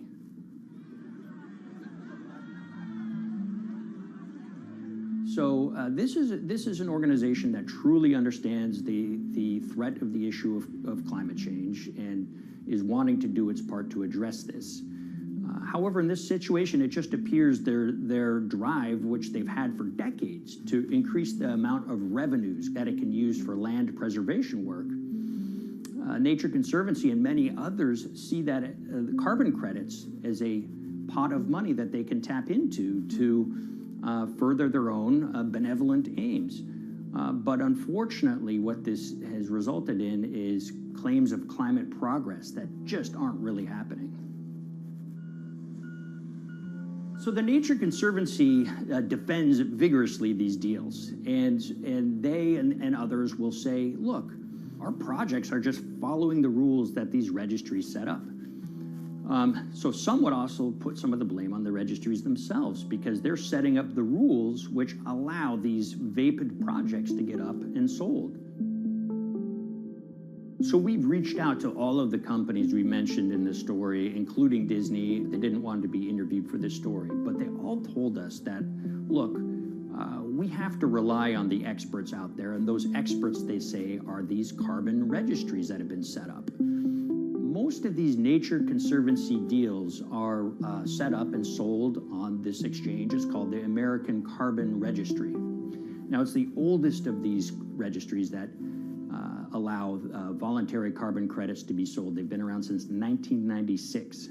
What these offset registries do is they set up rules, and any carbon offset project has to follow those rules. But there's this tension that's always there. If the rules are too strict, then it's going to be very hard for carbon offset projects to get up and running. So there's this balance going on where the registries want rules that attract projects, but they don't want it to be so strict where it will disincentivize projects from getting listed.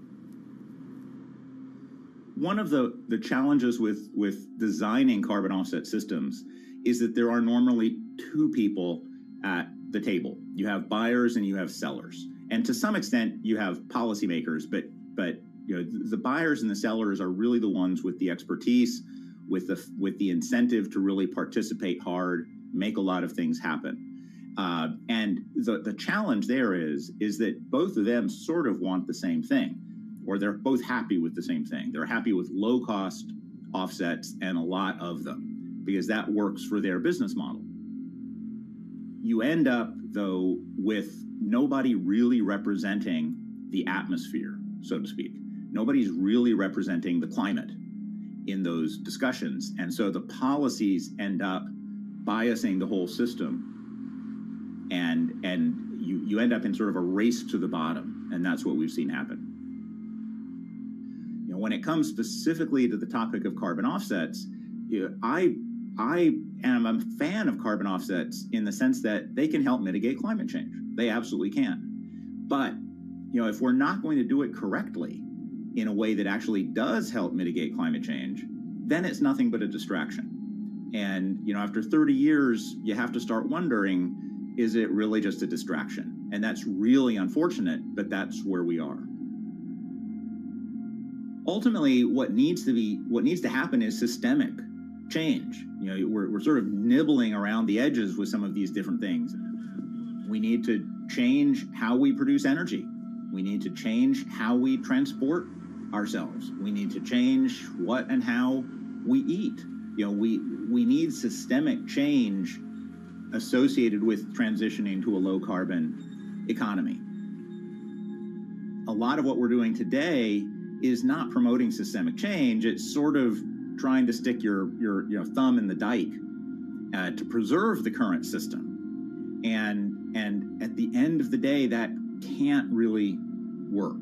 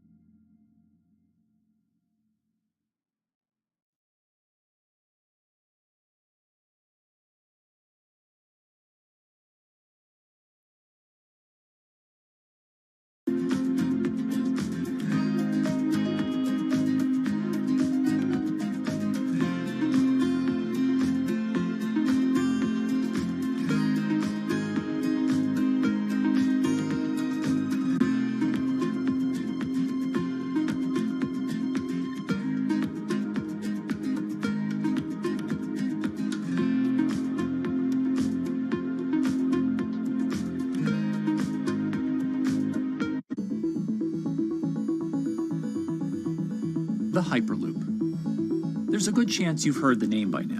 This is the Hyperloop system. It can take people hundreds of miles in minutes. The Hyperloop, a series of tubes that would transport people in pods at ultra-high speeds over long distances. It's a remarkable new form of transportation that can whisk people from city to city in a flash.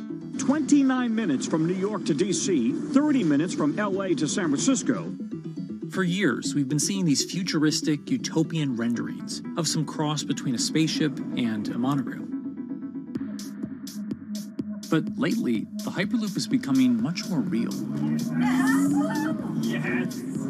It was surreal to be even sitting inside a Hyperloop, and just even more incredible to actually be like riding down a track in something that was nothing more than a crazy idea 6 years before.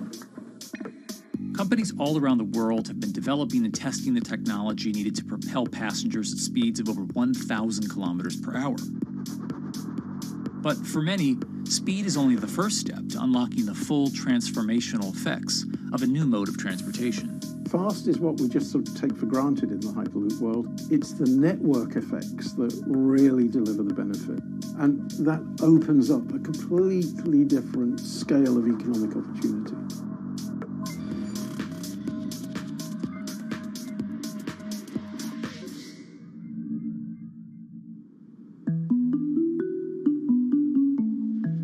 We've got planes, trains, automobiles, and boats for getting around Earth. But what if there was a fifth mode? And I have a name for it, which is called the Hyperloop. The Hyperloop? Hyperloop, yeah. In 2013, while riding high on the growing success of Tesla and SpaceX, entrepreneur Elon Musk released a white paper outlining the basic framework of the technology he called Hyperloop. The basic idea goes a little something like this. A tube reduces the air pressure to a near vacuum-like environment. A Hyperloop pod is then suspended in the tube, usually by magnetic levitation. The whole pod can then be propelled forward. Because there's no traditional friction sources like air resistance or rolling friction that would push back against the pod, the Hyperloop is able to move at incredibly high speeds and do so fairly efficiently. Despite its futuristic name, however, the general concept behind Hyperloop is actually pretty old.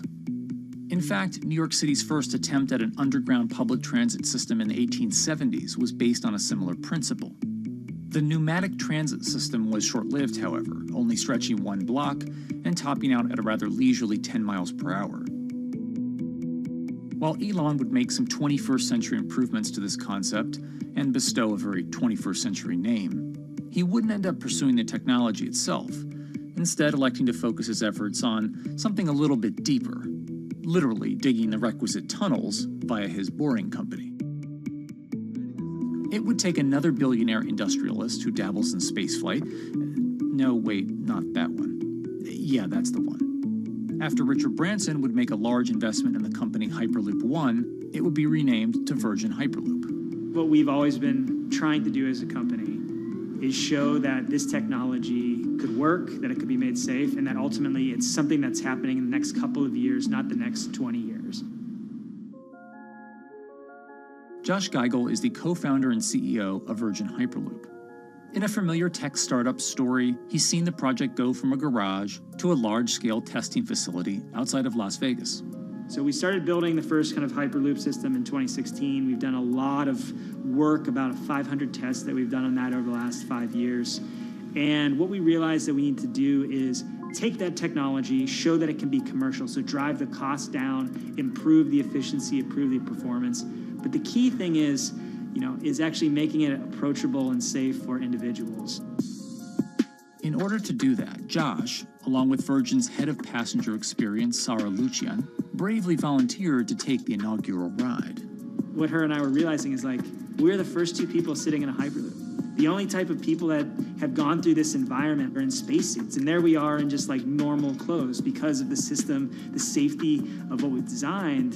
3, 2, 1, launch. And then once we started going, you felt a bit of acceleration. We accelerated a little bit harder than we would in commercial. It'd be like a sports car. Yes. We got up to about 108 miles an hour on that test. And it's a short run. It's about 500 yards or so. And came to a stop. The test, lasting only about 20 seconds and covering only a quarter of a mile at just over 100 miles per hour, is a long way away from a true functioning Hyperloop. But as for optics, it's a crucial step for the future of funding. The number one question we got from investors or from project proponents or just people in general was like, is a Hyperloop safe?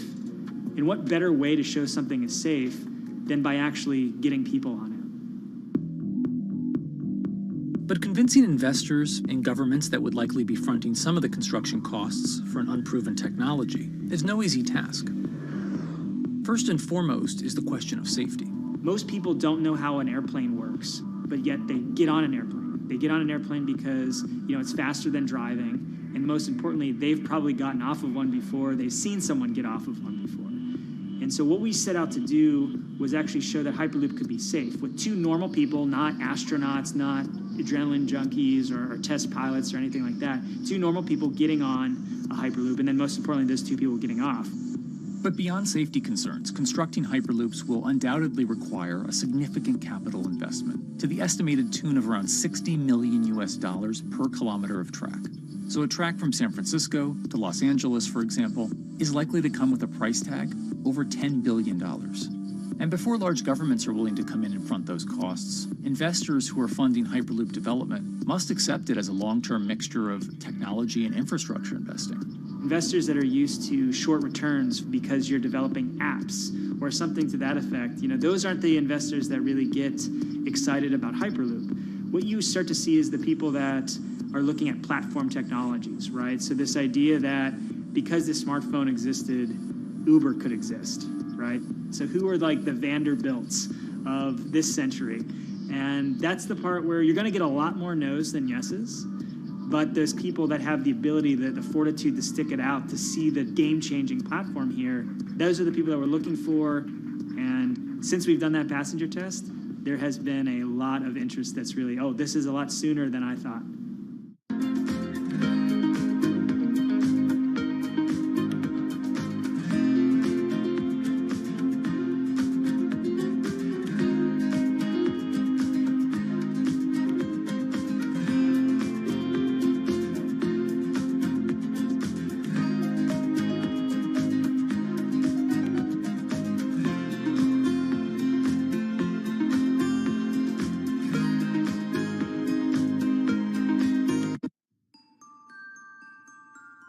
Envisioning the ripple effects of what Hyperloop could achieve, though, is fairly challenging at this stage of development. It's fast, yes, but for point-to-point travel, traditional maglev trains can move pretty fast as well. And outside of China, South Korea, and Japan, even those haven't seen much adoption elsewhere due to the high costs and questionable profitability. The Shanghai line in China, for example, loses around $100 million every year. Hyperloop companies, however, believe they can offer something different than traditional railway lines. My name's Alan James, and as far as I know, I'm the only guy on the planet who's written a government-level business case for 300 kmh conventional high-speed rail, 500 kmh maglev, and 1,000 kmh Hyperloop. It's fundamentally about moving people from where they are to where they want to go, when they want to make those journeys, and doing it in much smaller numbers. So pod designs for Hyperloop range from 12 to 28 seats, typically. Why are they small? It's because small enables the network to operate flexibly. And a great example of that is the east-west strategic route across the north of England, from Liverpool to Manchester to Leeds. So to get from Liverpool via Manchester to Leeds by train is just short of 2 hours today. It'll probably take you 2 hours driving as well in average traffic conditions. Net result is those three city regions remain three separate entities: Liverpool, Manchester, Leeds. There's very little commuting traffic between those urban areas. Hyperloop absolutely changes that from the ground up. Liverpool to Manchester is a 5 or 6 minute journey. Manchester to Leeds is also a 5 or 6 minute journey. What that effectively does is create a single supercity economy. In this vision, the Hyperloop acts a little more like a highway, where pods have fixed destinations and don't need to stop along the way. Meaning you can travel on a Hyperloop network from, say, Liverpool to Leeds, while the pod behind you travels from Liverpool to Manchester. And if that metro Hyperloop network is connected to other networks from the same location, you could travel from Liverpool to Paris or Liverpool to Amsterdam, all without making a single stop. For passengers, for business, for leisure, that is utterly transformational. For high-value freight and logistics, it's equally transformational. But critically, if you do a Hyperloop network at scale, you begin to deliver massively significant carbon savings too. A multi-regional Hyperloop network could become a replacement for both short-haul passenger and cargo flights and traditional ground transportation, both of which are significant carbon producers. One Hyperloop-connected distribution hub, perhaps at an airport that is predominantly used for international air freight, replacing maybe 10, 12, 15 distributed road hubs. It takes a lot of polluting and inefficient truck haulage off the roads. That itself means roads gain extra capacity. Hyperloops will still need to use electricity to both move pods and maintain the near-vacuum environment in the tube. Proponents of the technology believe that this can be done by using renewable sources, including a combination of solar panels and battery technology that could be used along the Hyperloop itself.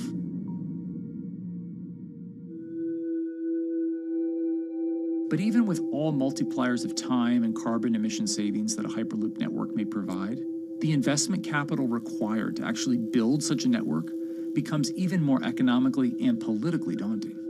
Committing doesn't mean spending billions on day one. Committing means, how do we phase it?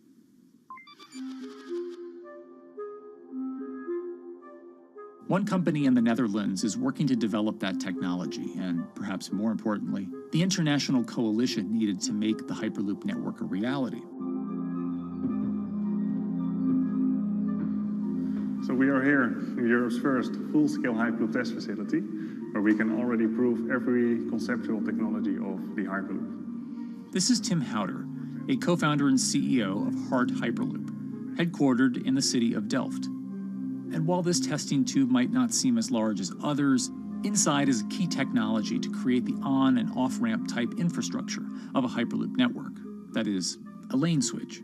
That's something we can already test here. You can actually see it here, that the track is diverging from one track into two. That makes it possible to eventually split up the Hyperloop track in two sections. And in that sense, you can create a complete Hyperloop network that in the end will make it possible to travel, for example, over a whole continent. Take Europe, for example, with the same ease as you can now travel with a metro in a city. The nice thing about this magnetic levitation system that we've developed is that there's absolutely zero moving components in the track. So for example, if you have to do a lane switch, all you do is that the tube basically splits up, and statically the tracks also split up. And whenever the vehicle enters a switch, it either pulls itself to the right with its magnets, or it pulls itself to the left with its magnets.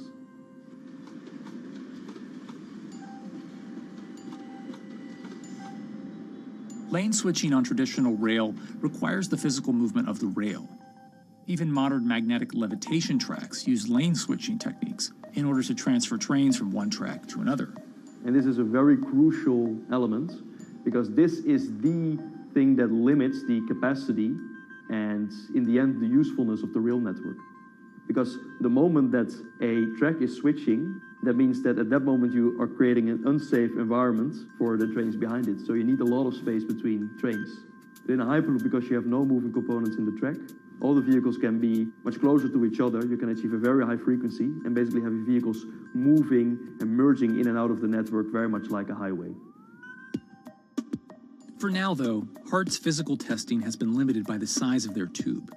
Because the test track is only 30 meters long, they haven't tested this lane switch at speeds greater than 20 kilometers per hour.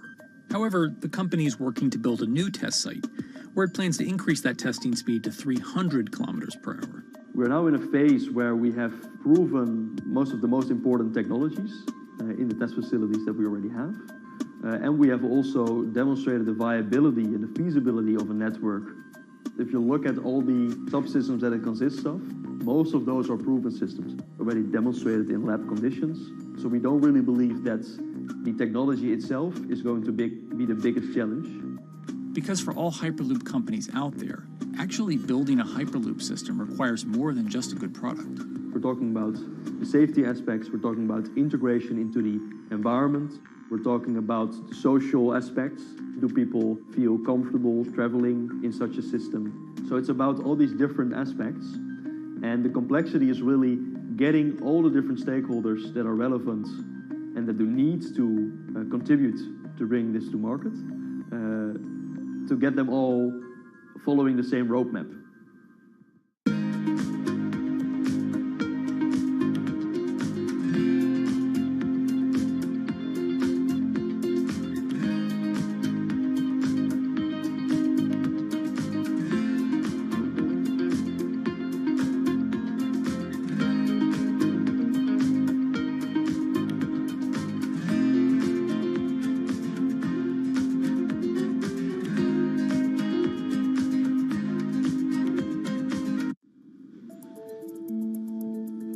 In order to help build this coalition of private and public interest in Hyperloop development, HART in 2018 partnered with other Hyperloop companies from Europe and Canada.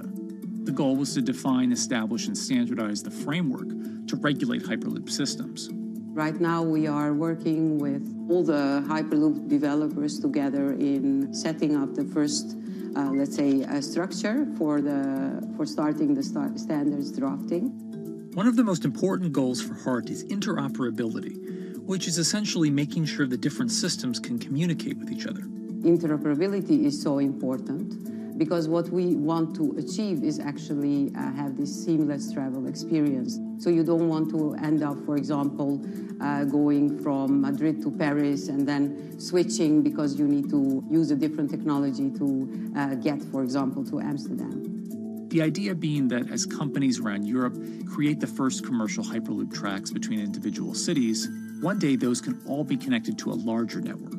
Everyone that believes that Hyperloop is a future transport system also realizes that there is a need to have this network because that's where Hyperloop thrives. Hyperloop is such a huge project. It's definitely not something that you can do on your own or as a single company.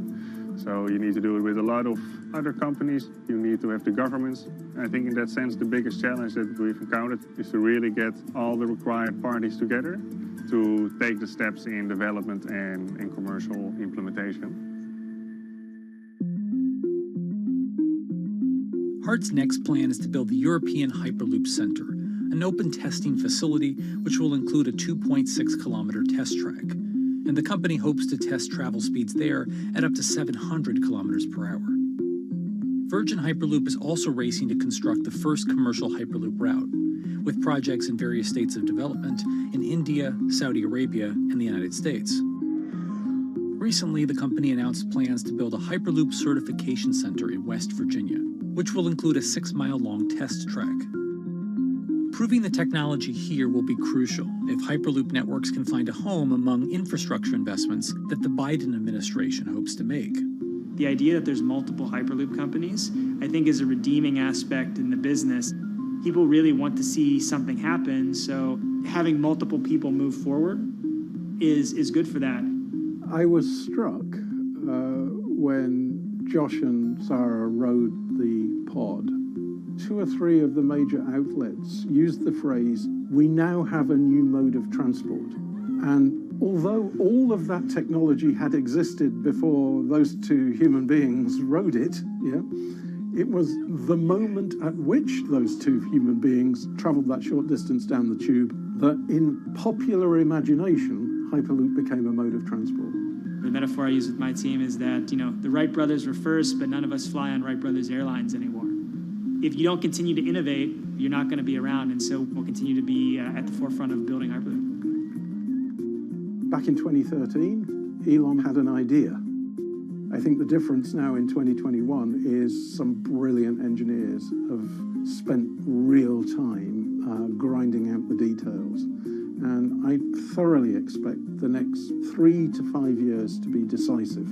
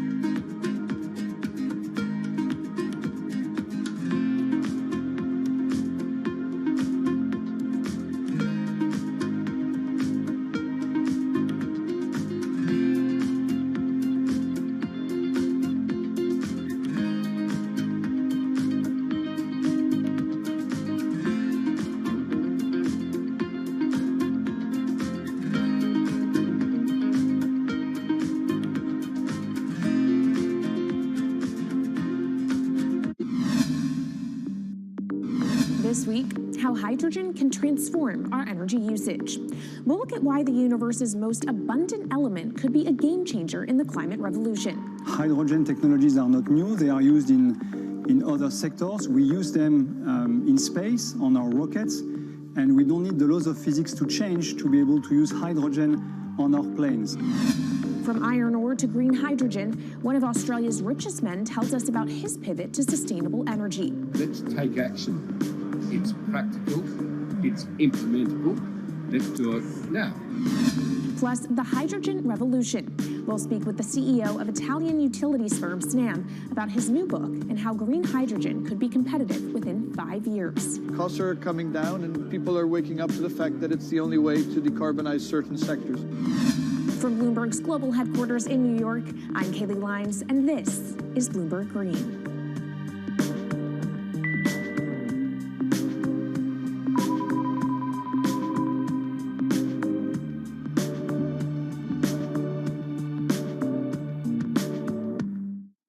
It's a new year, so here at Bloomberg Green, we're highlighting new solutions in the fight against climate change. And one of those is as old as the universe itself, hydrogen. It's the simplest element around, but could well be a game changer when it comes to turning around our dependence on fossil fuels. Today, hydrogen is used in the chemicals industry to produce petroleum products. It's also starting to be used in steel production, an industry under a lot of pressure to decarbonize. But it has far more uses as well, from powering cars to heating our homes. And Bloomberg New Energy Finance sees a seismic shift in the sector in the next 10 years as green hydrogen squeezes out dirtier alternatives. So-called gray hydrogen dominates today. But as renewable electricity gets cheaper and more accessible, so will green hydrogen. In this week's edition of Bloomberg Green, we'll explore what this push into hydrogen means for tackling climate change. We'll hear from Australian billionaire Twiggy Forrest about his pivot from iron ore to hydrogen, and we'll also speak with the CEO of Italian utility company Snam about his book, The Hydrogen Revolution. But first, what are we using hydrogen for, and why does it actually matter? Christine Lee Edwards explains. Hydrogen, the most plentiful element in the universe. On Earth, we find it mostly bonded to oxygen in the form of water, or in other gases known as hydrocarbons. Hydrogen gas, H2, burns hot and clean, making it an attractive tool in the race to net zero. But isolating hydrogen from other elements is no easy task. Today, the cheapest way to do this is via chemical processes that break up natural gas. This releases a lot of carbon dioxide. Another method is to use electricity to split water molecules in a process called electrolysis. Although there is no carbon byproduct, a lot of electricity is needed. And if this power comes from burning coal or gas, it negates the zero emissions goals of using hydrogen to begin with. Hydrogen produced in this way, powered by fossil fuels, is called gray hydrogen. If carbon capture and storage is used together with fossil fuels, then it becomes blue hydrogen. If nuclear power is used, it's called pink. And finally, green hydrogen is when it's produced via electrolysis and powered from renewable sources. This method is considered emissions-free. It's predicted that by the early 2030s, H2 made from renewables will be cheaper than that made from fossil fuels. But that hinges on the cost of electrolysis declining, which will be achieved through larger projects and an expansion of manufacturing. To be clear, vast amounts of H2 are already used today. Global production in 2018 totaled 117 million metric tons. This hydrogen is mostly used for its chemical properties, not as a source of energy, and very little of it is clean. Some sectors like steel could start using hydrogen for these chemical properties, replacing coal. Industries like cement and glass may also use hydrogen as a source of heat. Another advantage is its energy storage potential. It can be stored over long periods of time and used when more power needs to be added to the grid. It also could hold an advantage over batteries in heavy transport and shipping. The promise of hydrogen for energy has been around since at least 1874, when Jules Verne wrote about it in his book, The Mysterious Island. But the future of hydrogen will depend on policy. Countries with net zero targets, carbon pricing, and hydrogen strategies with investment mechanisms are likely to see the highest H2 demand.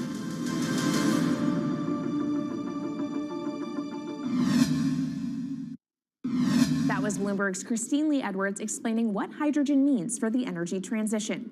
But how are businesses approaching the sector? Well, one of Australia's richest men is making a big play into hydrogen. Andrew Forrest, better known as Twiggy, made his fortune from iron ore, being the chairman, former CEO, and major shareholder in Fortescue Metals, one of the world's biggest miners. But after having made over $10 billion in profit from the metal in the last fiscal year, Twiggy wants to transform Fortescue into a clean energy company. He's been scouring the planet in search of investment opportunities in hydrogen and renewables. The firm plans to allocate up to 10% of its annual profits for green energy investments and is exploring projects across the globe, from Indonesia to Argentina. Francine Lacqua caught up with Twiggy Forrest. There's only one type of clean hydrogen, all the rest is dirty. Yeah. That is green. If you just say green hydrogen is clean, the rest is dirty, then you've actually nailed it. And, you know, anyone else who produces any other rubbish, any other argument, just look them there and say, why is global warming accelerating if anything you're saying is true? And then you'll know, actually, it's greenwashing. Yeah, but there's a lot of greenwashing because I keep on being told it's a transition. We can't just, make the transition at a click of a finger. So what are we doing wrong? What can we do better? I don't remember the personal computer having to transition the typewriter. I really don't remember that. I don't remember the smartphone having to transition the pocket calculator and the old landline. You know, its transition line is complete rubbish. The lie got put to it 2 days ago when JCB, a really loved British company, every right for the country to be part of JCB, and Fortescue, holding a bit of a similar reputation, fantastic track record, everyone's done super well from Fortescue, huge balance sheet, super strong. When those two companies got together and agreed a $79 billion US agreement per annum, right, then that's a real wake-up call to say, hang on, green hydrogen is obviously commercial now. You know, every other form of fossil fuel hydrogen, you know, it can compete with it on price, it can probably lose on price, but what we know, it is cooking the planet. And only green hydrogen zero methane, zero carbon in the supply chain. Don't worry about the molecules in the supply chain. But at the moment, we're not even phasing out coal, if you look at the G20 communique. So we have a long way to go to talk about only using green hydrogen. Yeah, so look, I have a call, which I'd like to make now, that the world should not fund any more coal-fired power stations, coal mining projects, ever. We should wind them down as quickly as possible because they are cooking the planet just like grey and blue hydrogen is cooking the planet. Yeah. You know, hydrogen, which is not made from renewable electricity, is releasing 10 to 16 times more carbon, let alone the methane, which is worse, than it is hydrogen. So we've just got to stop doing things which are self-harming under the guise of greenwashing. So why are leaders so slow? Even if you look at the appetite for ESG investments, they're growing exponentially, so are emissions. So where are we allocating capital? Okay, so take the recent G20. There's probably a reason why there wasn't strong action coming out of the G20 because people were not aware that major transactions between large companies were taking place now on green hydrogen, that actually this pollution-free all the way through the supply chain fuel was now being transacted at multi-billion-dollar scale. If they'd known that, I don't believe any sovereign leader or any energy minister or climate change minister could not take ultra seriously that green hydrogen is now here to stay. It's broken through. History has been made. It will never go back. Okay, what is the one thing that you would tell leaders today and business leaders? How do we transition faster than what we are now because we're at real risk of missing our targets? Oh, so that's really simple. You stop funding, you stop subsidizing, you stop using money into fossil fuels. It could be carbon sequestration, it could be fuel rebates, could be anything. Hundreds of billions of dollars getting ashed while we ash the planet on fossil fuel subsidies. Because we haven't had that renewable electricity, we haven't had that green hydrogen, it's kind of been pushed down. It's all sorts of excuses. Oh, it'll never be commercial, it'll never be supplied in the quantities we need it, you know, blah, blah, blah. Now we know, let's take action. It's practical, it's implementable, let's do it now. Okay, if we do it now, is there going to be a shock to the energy system? Is there going to be a shock actually to economically? And is it worth, you know, not talking about transition, just going from A to B? Yeah, it's a fantastic question. A to B is the solution. Let fossil fuels do what fossil fuels do. Just burn their coal, burn their oil, burn the gas. At least they're pumping up carbon and methane into the atmosphere, honestly. Well, not that honest because they don't measure methane, which is 90 times worse than carbon. But at least the carbon is being done honestly. Encourage the green hydrogen sector to come in really fast. Okay, it's there. There's renewable power all over the world. We now know how to make electrolyzers much cheaper, like 25% of the original cost. We know how to do that now. We don't have an excuse to get into it. Does it need to be cheaper than oil and fossil fuel for it to be viable worldwide? Well, right now it is. Okay, so let's just swallow that bit of financial data. Right now it is cheaper, and it's getting more cheap. It's the only fuel you know of which is declining in value. You don't have enough of it, right, to power the world. Yes, that's only because we haven't had policies to support it. If we had policies to support it 5-10 years ago, it would be everywhere. You'd see the global warming budget start to come down. Now, we've got 5 or 10 years to make a huge difference. I need policy leaders all over the world to appreciate now, okay, big business is transacting with green hydrogen in multi-billion-dollar agreements. We now know it's here and it's here to stay. Let's spread it everywhere. Coming up on the program, the hydrogen revolution. We'll speak with the CEO of Italian utility firm Snam about his new book and why he thinks green hydrogen will be competitive in just 5 years. Plus, how are airlines working to become more sustainable? We'll look at how Airbus plans to step up in the climate fight. This is Bloomberg Green.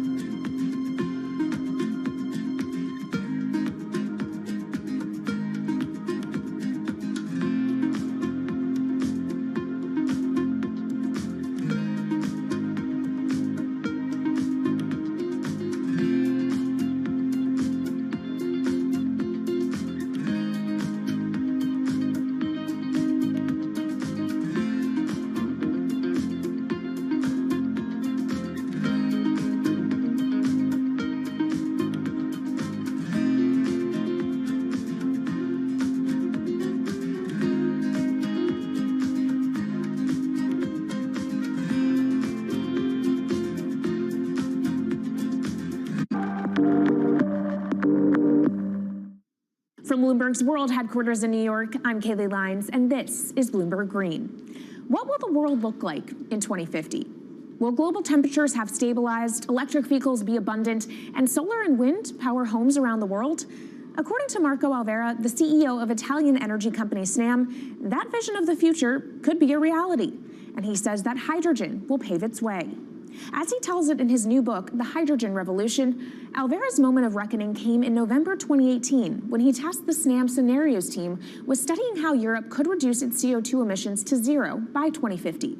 Looking through the results of the study, Alvera said he was struck by how much hydrogen was in Europe's energy mix by that year. Beyond the abundance of hydrogen, the Snam model also predicted that it would be the cheapest form of decarbonized energy for many sectors, and that it could be cheaper than today's prices for oil, coal, and nuclear power. Our Maria Tadeo spoke with Alvera at COP26. It's happening all very fast. We see the cost of hydrogen coming down a lot. Hydrogen will play a big role in the energy mix. I don't know if it's going to be 15 or 25% of a fully decarbonized energy system, but it's going to be big. Costs are coming down, and people are waking up to the fact that it's the only way to decarbonize certain sectors, the so-called hard-to-abate sectors. And you say it's the only way and the costs are coming down. Where do you see prices moving? Because a lot of the reticence at times has to do with the pricing, that some argue, well, it's still not the cheapest option on the market.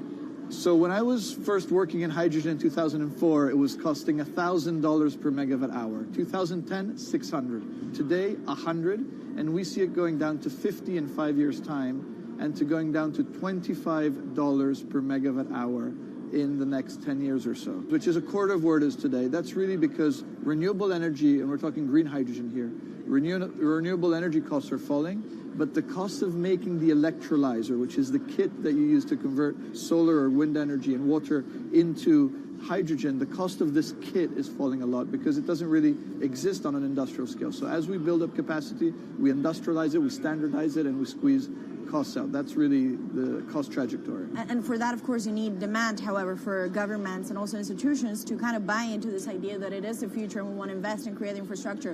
What are they telling you? When you speak to governments, when you speak to officials, are they keen on this? They're very keen. So the Department of Energy shares our view in the States of getting to below $1 a kilo, which is $25 a megawatt hour. The European Union has a hydrogen strategy, which is very clear, and several member states have the same. Chile wants to export a lot of hydrogen. China's big on hydrogen. Australia's very big on hydrogen. Japan is blending already hydrogen. So I would say the world is now really focused on this because it's the only way to store energy for a long period of time economically is to convert it into either a liquid or a gas. And of course, you talk about the price, but the other big component is the volume. You know, how big can you go? Where do you see that on a time scale? So wherever it's sunny or windy, you can produce very cheap hydrogen eventually. And so compared to oil and gas, which are concentrated in few parts of the world, it's going to be very democratic from that point of view. So every sunny place, every desert, every ocean wind can be turned into hydrogen that we can put on ships, in pipes, and really start trading it around the world. So it's going to happen a lot faster than a lot of people think. So, and when you say a lot faster, what is that in time? As I said, $50, which is essentially oil parity within 5 years. And then, depending on how quickly we ramp it up after that, we could get to $25, which is coal parity before the end of the decade. And in big scale. In big scale, because once you get to coal parity, that's the only way we're going to get China and India to stop burning new coal. We have businesses in China and in India, and I see a lot of hydrogen development, a lot of renewable development in both countries. The India announcement was incredibly strong on 2030. Some people were upset about the 2017 net zero deadline, but when it comes to 30, he announced a big, big commitment to get to 50% renewables. Were you surprised by it? I was surprised that they would make it so explicit, and even the net zero is a big thing for them. And so I think it will happen faster than 2070 because of the falling cost of renewable and hydrogen. India's burning 80 gigawatt of oil, of diesel, to keep the lights on. So there's an immediate opportunity there, and we're very interested in working in that country. And with regards to China, perhaps the fact that we haven't really seen them active, I guess the diplomats are working on this, but we haven't really seen the leadership. It's going to be technology, it's going to be industry. I think China has committed to a net zero, which is very important. At the G20, China was clearly behind the 1.5 degrees. So I think a lot has been achieved between the G20 and COP. And I think what's really important is to see in the coming years how quick it's in our hands to make part of this happen in 5 years, or it could otherwise happen in 15, 20 years. It's about building the project. The capital is there. We saw how many trillions of dollars are already committed. What's missing is really the projects, and that's where companies like us step in. Marco Alvera, CEO of SNAM there, speaking with our Maria Tadeo.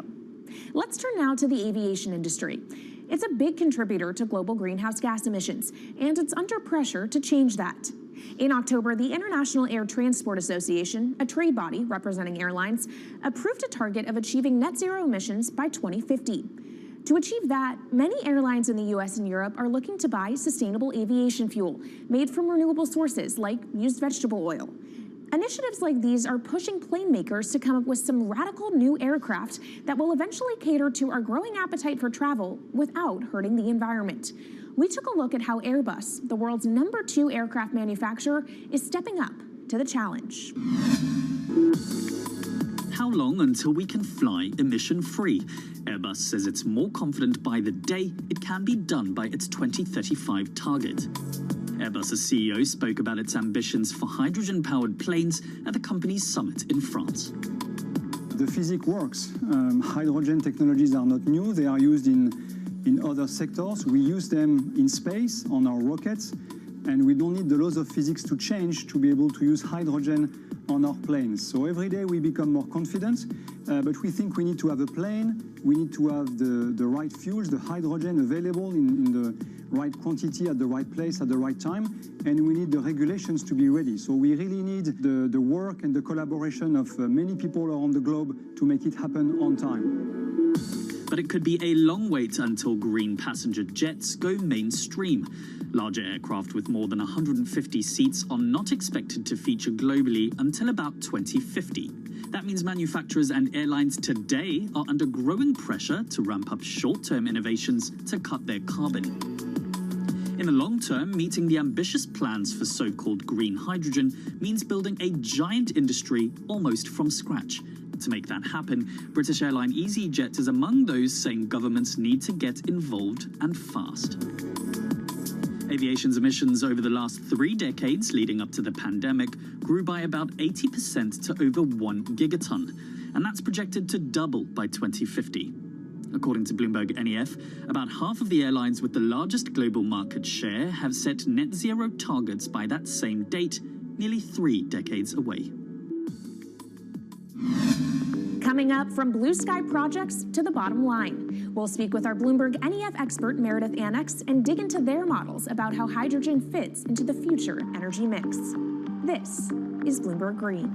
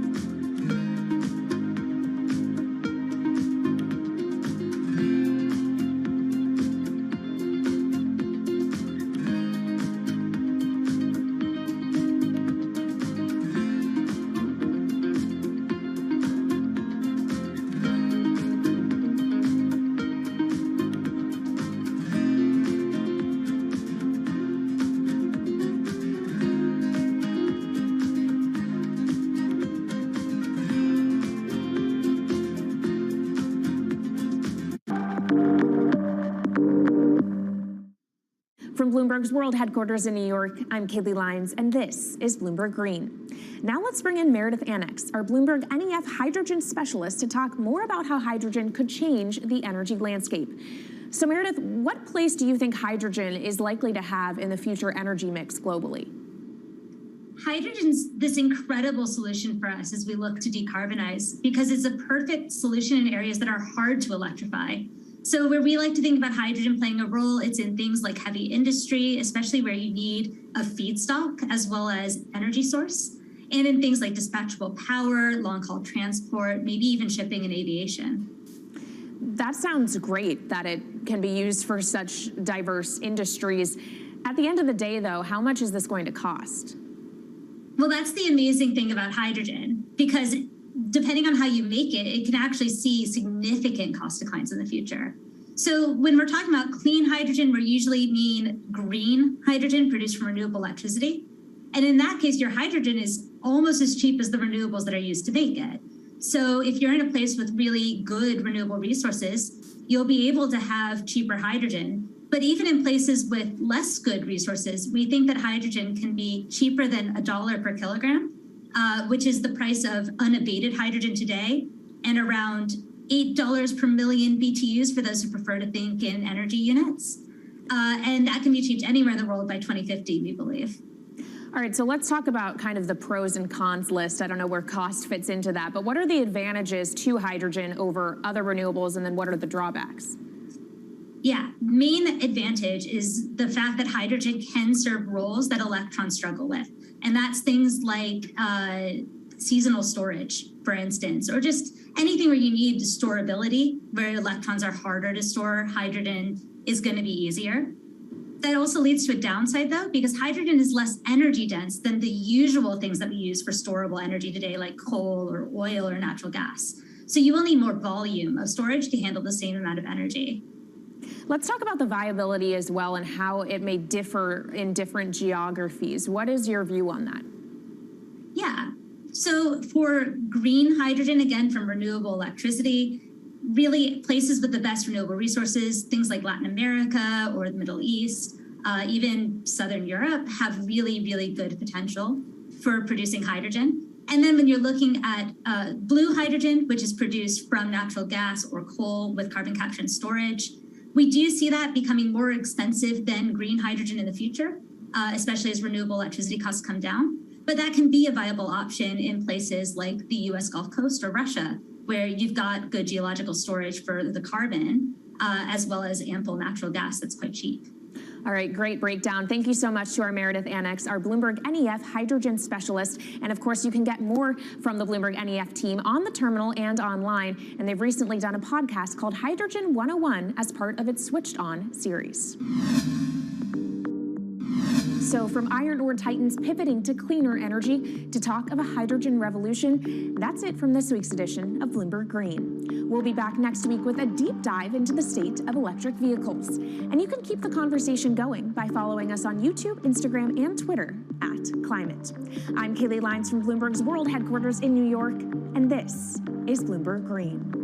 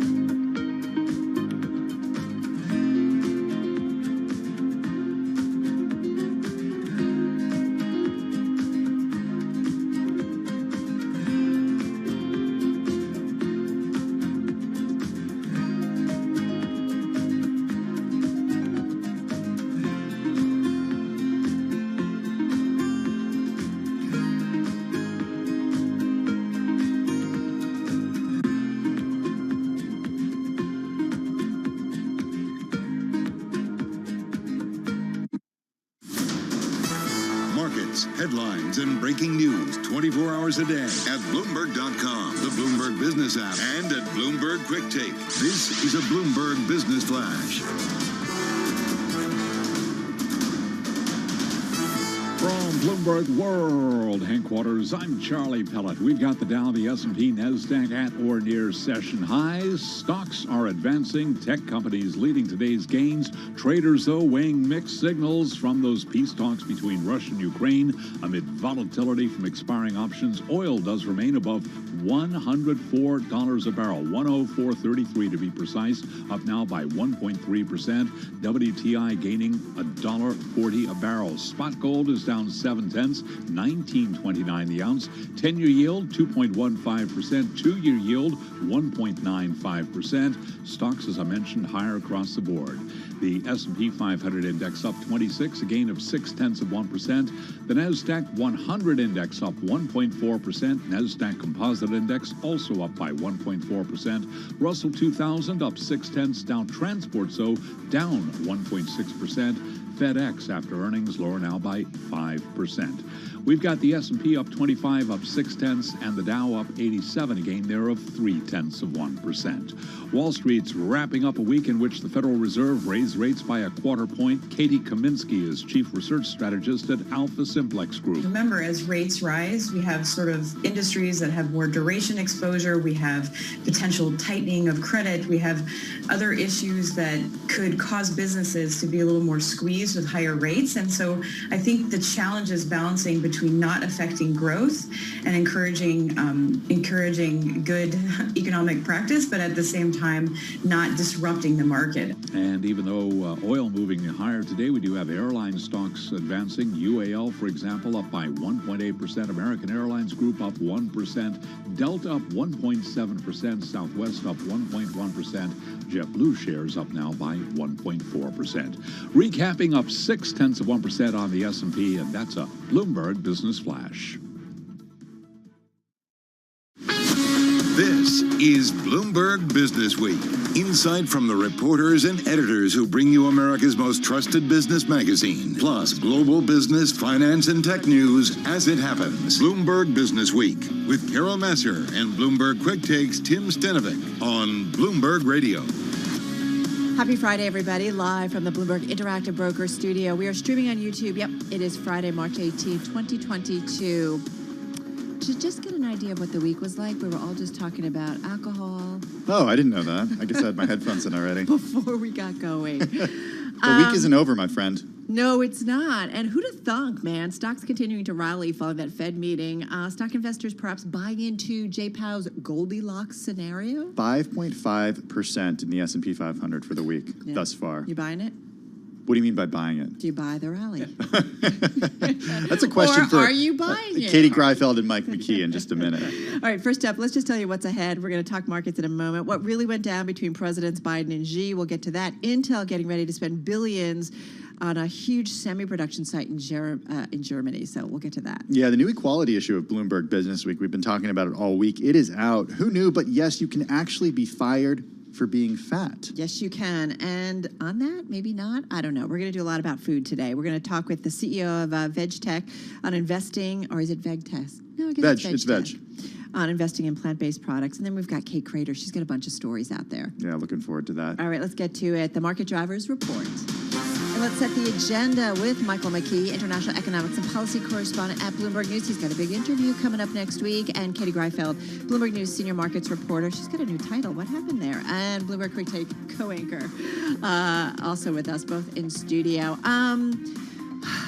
Congratulations, Katie. Yeah. Hey, thank you so much. On your new title. Is that what the alcohol was for? Yeah, exactly. Where's the champagne? I didn't know. I heard it was St. Patrick's Day yesterday. I thought that was what the alcohol was for. Don't you know in the Bloomberg rule book that you get a promotion, you have to bring in champagne? No one told me that. Well, you got to get up to speed. Irish people don't drink anyway. All right, let's get up to speed on the markets. Michael McKee, let's start with you because it has been so Fed-focused this week, and there's a lot of optimism certainly on the equity side of things. And if I look at the bond market, what do I see?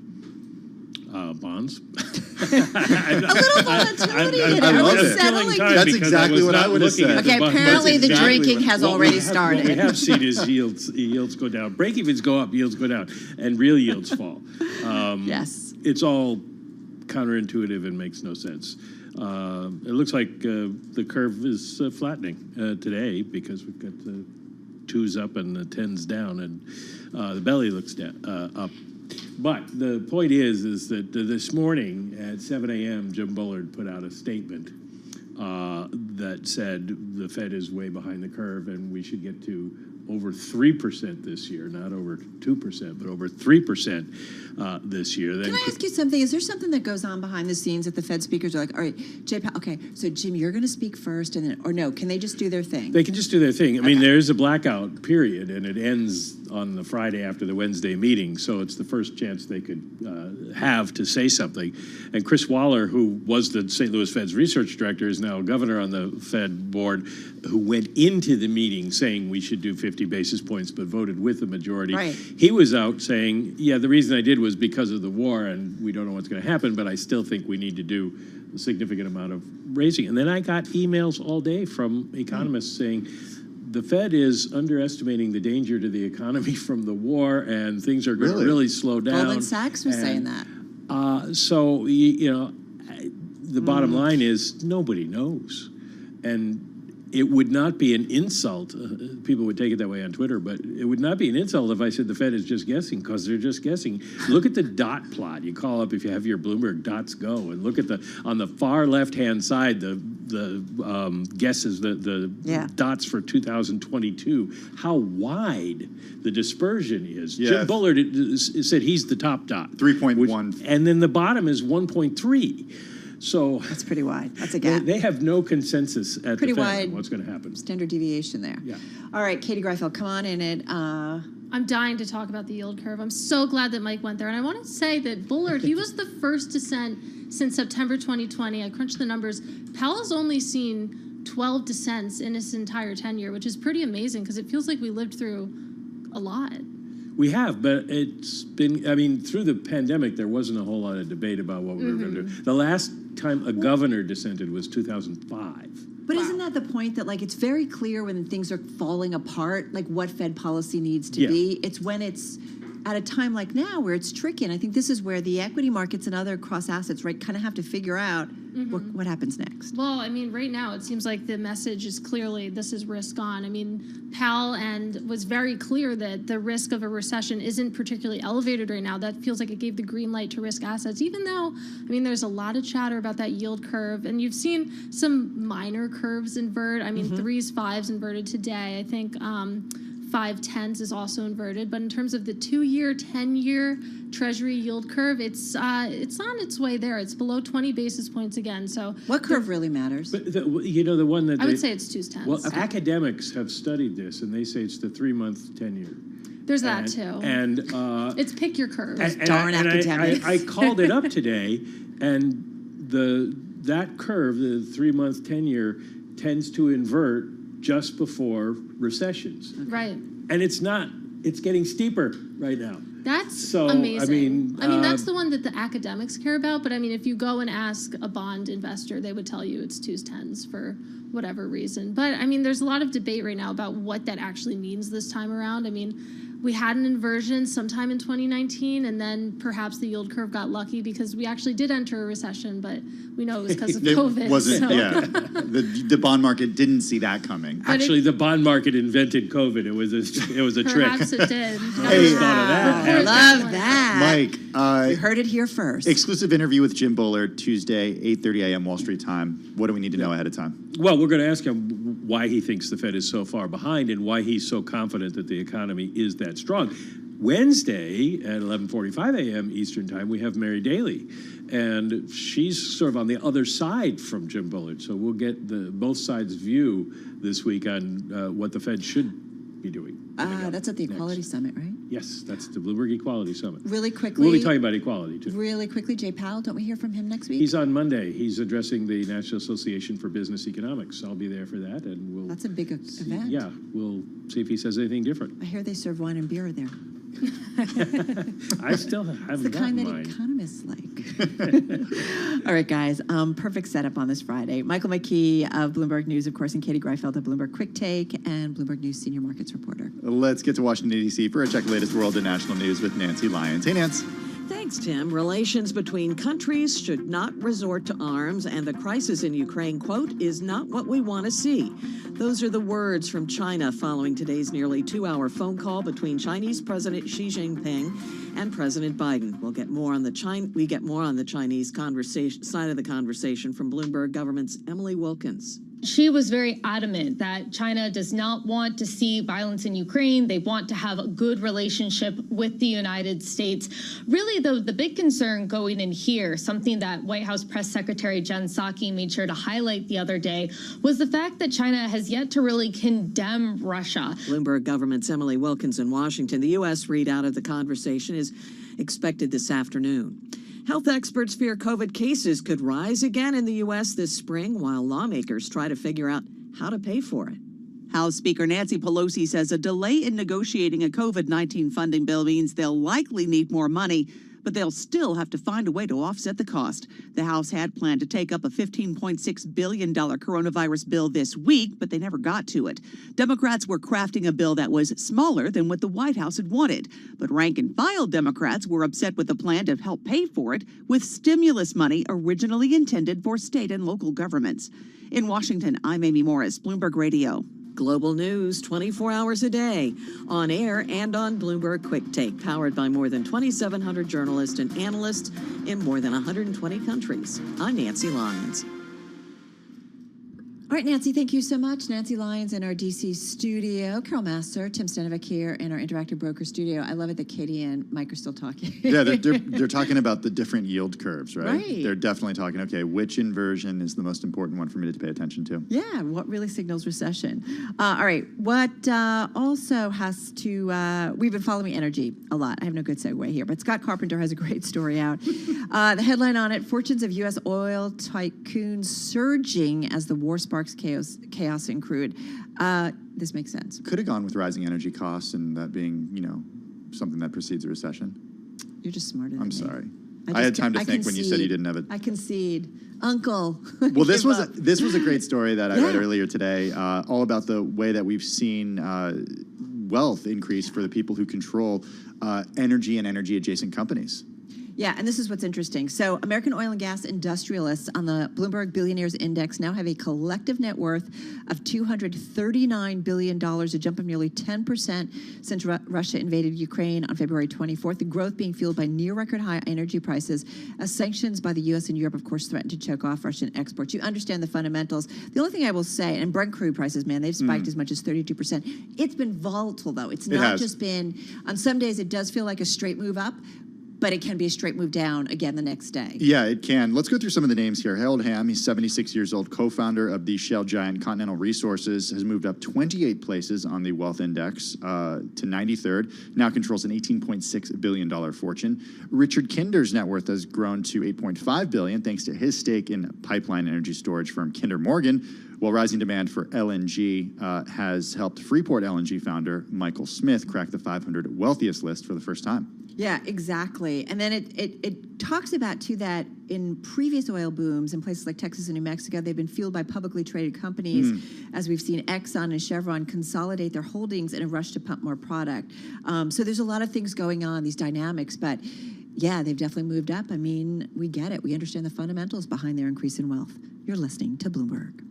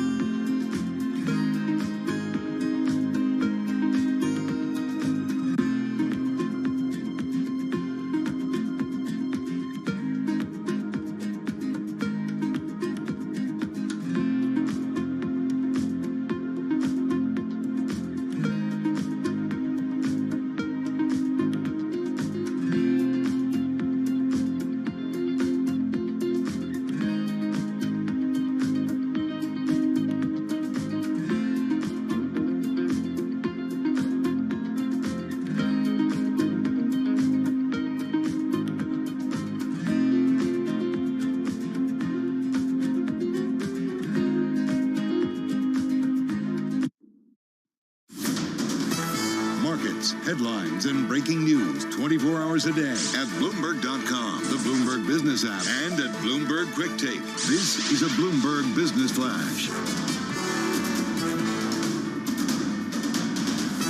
From Bloomberg World Headquarters, I'm Charlie Pellet. S&P 500 rebounding, the NASDAQ 100 outperforming major benchmarks. We've got stocks moving higher. We are at or near session highs right now. Let's begin with the NASDAQ 100 index up now by 1.44%. That's exactly what the NASDAQ Composite Index is doing, up now by 196 points. S&P up 29. That is a gain of 0.7%, while the Dow is up 91. The Dow Jones Industrial Average gaining by 0.3%. The 10-year yield 2.14%, 2-year yield 1.95%, spot gold down 0.7%, 19.28 the ounce, and West Texas Intermediate crude up 1.6%, 104.69 a barrel. Tech companies leading gains in stocks. Traders are weighing mixed signals from the peace talks between Russia and Ukraine.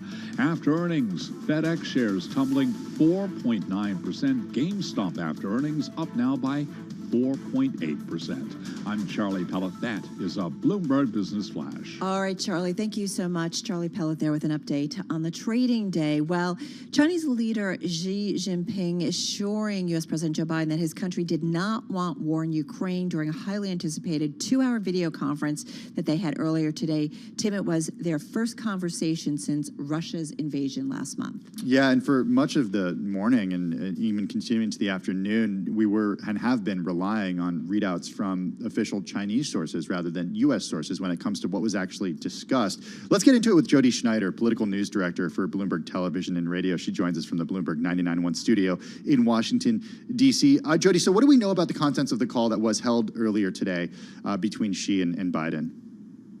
Yeah, as you just noted, Tim, we haven't yet had what we call that readout from the U.S. side, from the Biden administration. So we are relying on reports from the Chinese side and sort of parsing them, and also from some reporting we've been doing at Bloomberg.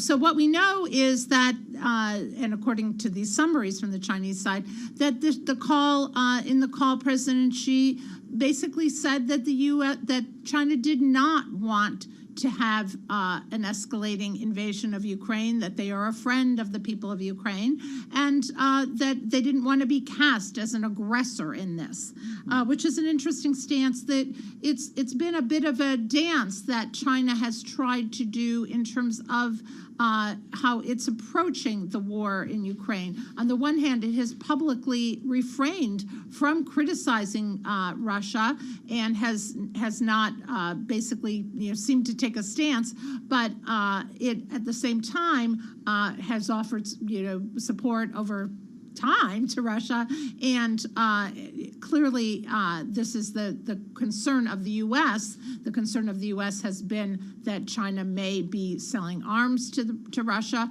or trying to soften the sanctions that the U.S. has put on Russia. And so there's really this question of China trying to have it both ways. And we think on the call today, what President Biden was saying was, you can't have it both ways. We need your support in terms of supporting the people of Ukraine. So in other words, we need you to come out and say, this is wrong. We side with the U.S. and Europe on this. And they haven't done that. Or at least it doesn't seem so. Right. They haven't done that, and they are unlikely to do that because historically, of course, they have an alliance with Russia. And even if they don't support this invasion, they're not going to go against, it's highly unlikely they're going to go against their historic ally, especially when the United States and China have not had a good relationship. Now, having said that, the fact that they had this call today for 2 hours, apparently, this morning, Washington time, and it was a video call, and they had it, the first call they've had since they had a virtual summit, 3-hour call in November. That's a good sign. The fact that they got on the phone together and that they were trying to, the U.S. For its part, not only trying to establish some rapport on this issue, but also trying to suss out where China stands. We don't know if it's going to be the first of several calls. Again, we don't have that readout from the U.S., but the fact that they had it is significant. Jody, how come we don't have a readout from the U.S.? It's a good question. We as reporters hate this. Is this typical, though, that it takes this much time to actually get a readout from the U.S. side? And it does feel like China's controlling the narrative a little bit here. Absolutely. Yeah, it seems that way. But again, what we're hearing from the White House is China's going to say what China's going to say. They control their media. Their media is a tool of the government.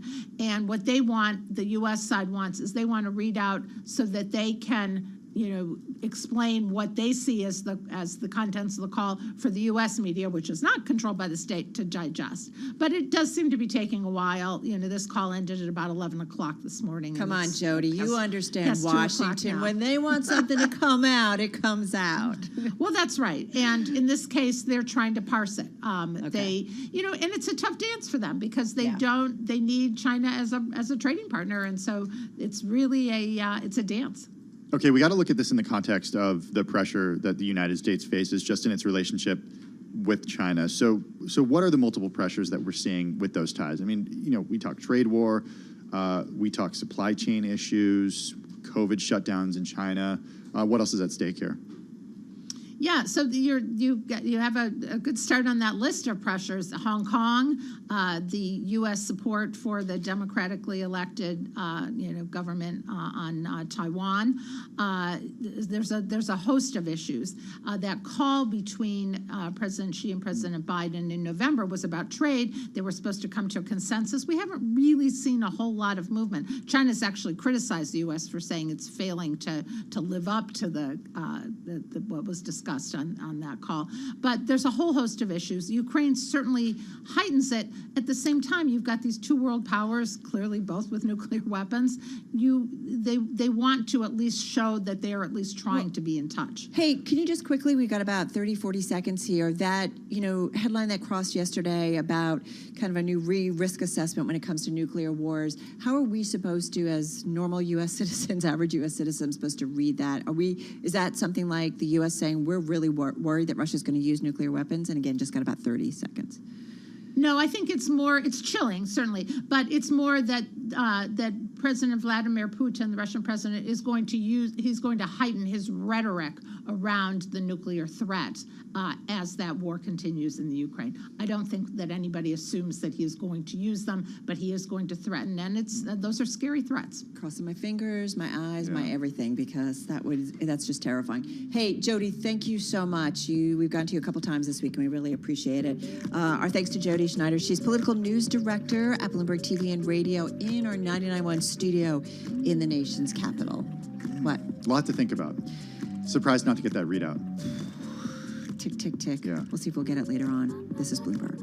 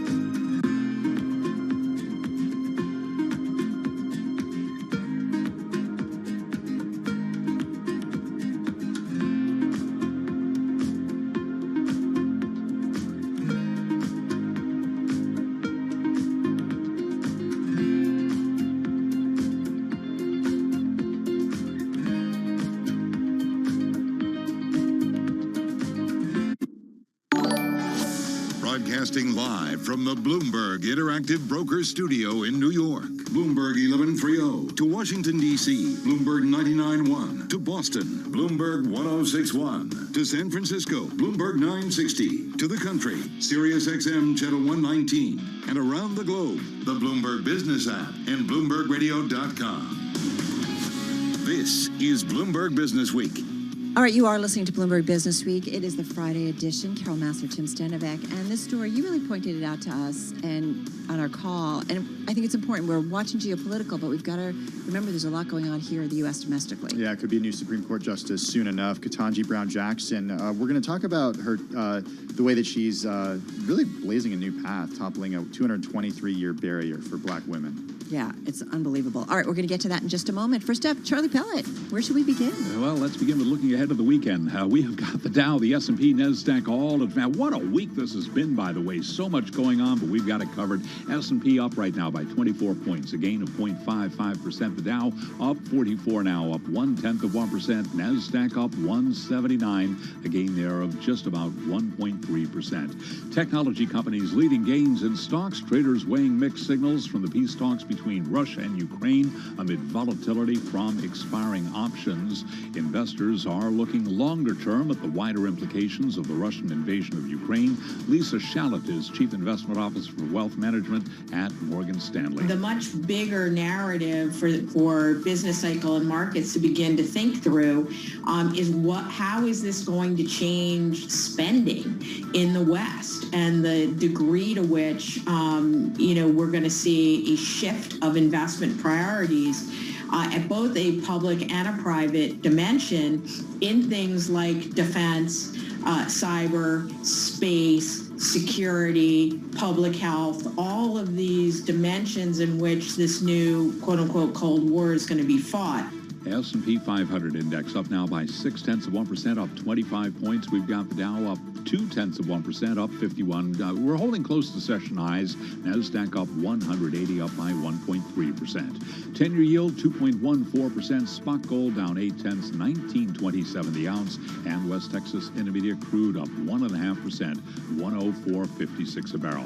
FedEx shares tumbling after the company posted quarterly profit below Wall Street estimates. FedEx shares now down by 5%. GameStop higher after reporting a surprise loss during the holiday quarter. GameStop up by 4.8%. Briefly, not only have Americans lost confidence in their pre-pandemic retirement plans, but nearly half of those between the ages of 18 and 35, quote, don't see a point in saving for retirement until things return to normal. That according to a Fidelity investment. I mean, they're going to be living in our basement even longer, Charlie? And what is so frustrating is that they have got youth on their side. But what do they say? That youth is wasted on the young. Get out that future value calculator and look up compounding interest. There you go. Sounds like somebody's been busy.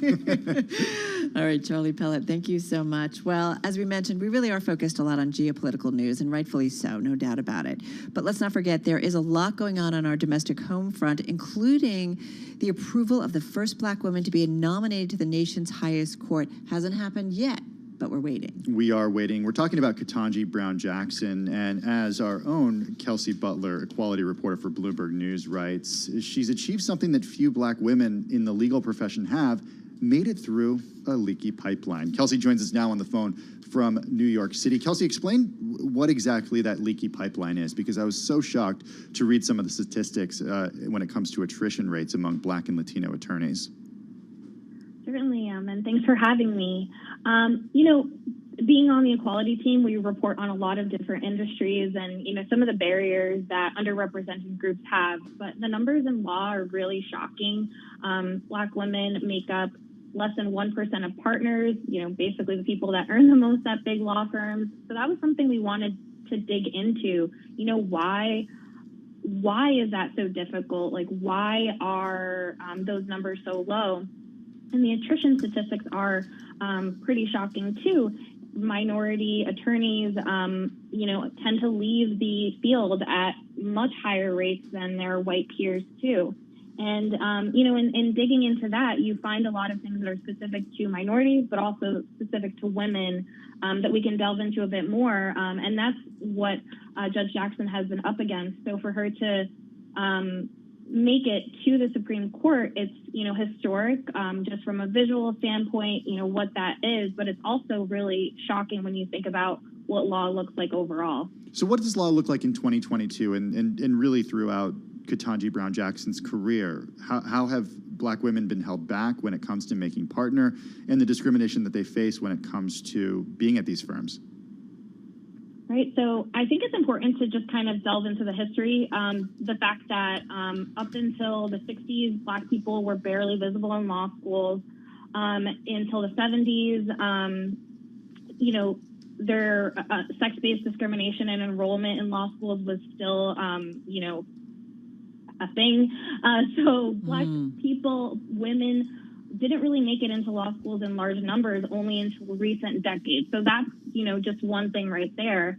And, then once you get there, get through law school, you make it to a law firm, there are the things both small and big that kind of are a drip, drip, drip. And some of the examples that I have in there are things that are like microaggressions. I spoke with one lawyer in Georgia. She says during depositions, opposing counsel will often refer to her by her first name, and they won't necessarily do that with other of her colleagues. They'll refer to them as, Mr. Smith. So it's that kind of little thing, but then it's also just being left out of big assignments, straight up bullied and harassed and discriminatory behavior. So it, really runs the gamut. And you also then just have the layers of family responsibilities that many women face, and Black women especially have higher rates of needing to caregive for others in their families too. And Kelsey, I do think about, right, we often talk about when it comes to business, the importance of diversity in senior management, at corporate boards, that you need to have diversity of thought. It helps a firm, a company financially, but more important, you need that diverse thinking in terms of market potential and just really looking at an issue from so many different sides. We need that on the courts. So you think about how important this is. What's the biggest thing, though? Is it initially Black Americans realizing, wait, law, that's a good profession for me? Or is it once they get there that there's actually a pipeline to move them up, or a little bit of both? They just got about 30 seconds. I think it's a little bit of both.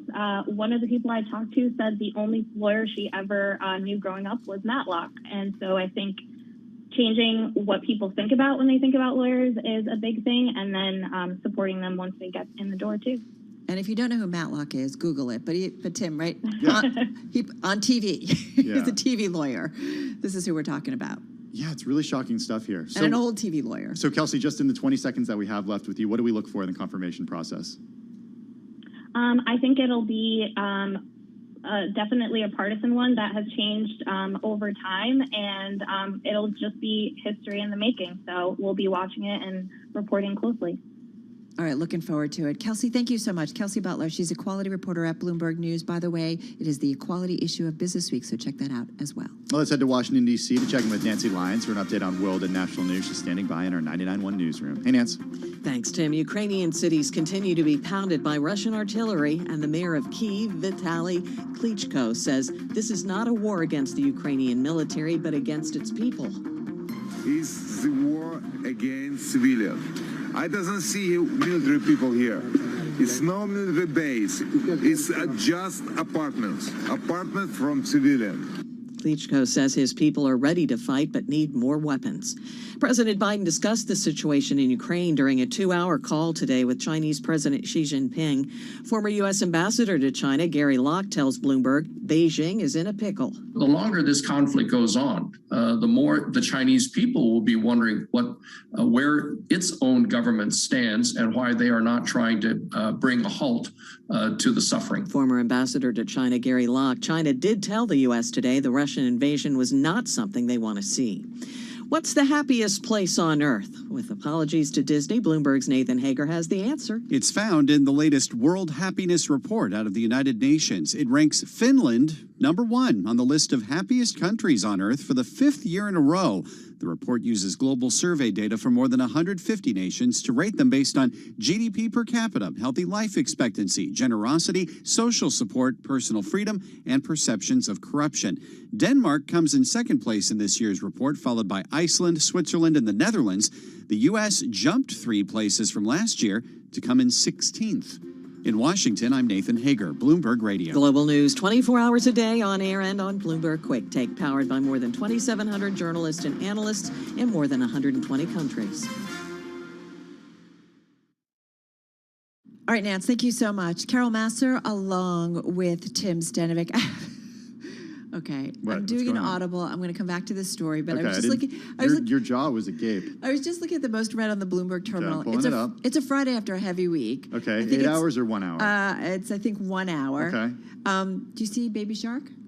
I do. I actually saw this one in Top Go as well. You want to go with it? Can we go with it? Is Sarah? Sorry, Sarah, you're going to hate we're us. Sorry. You're going to hate us. All right, she's going to hate us. But Baby Shark founder just getting started after 10 billion views. I didn't want to do this because I did not want that Baby dang shark, shark, song shark, shark, shark, stuck in my baby head shark, for the rest shark, of our shark, show. Come on, everybody. Wow. No, in the control we're not room. going to Come do on, it. everybody. This is a good story though. When South Korea's Ping Pong Company released Baby Shark back in 2015, the song and video turned into a global viral hit that enthralled kids, inspired dance frenzies online. You know what we're talking about. Exactly. Well, this cute animated video was the first in history to cross 10 billion views on YouTube. Kids apparently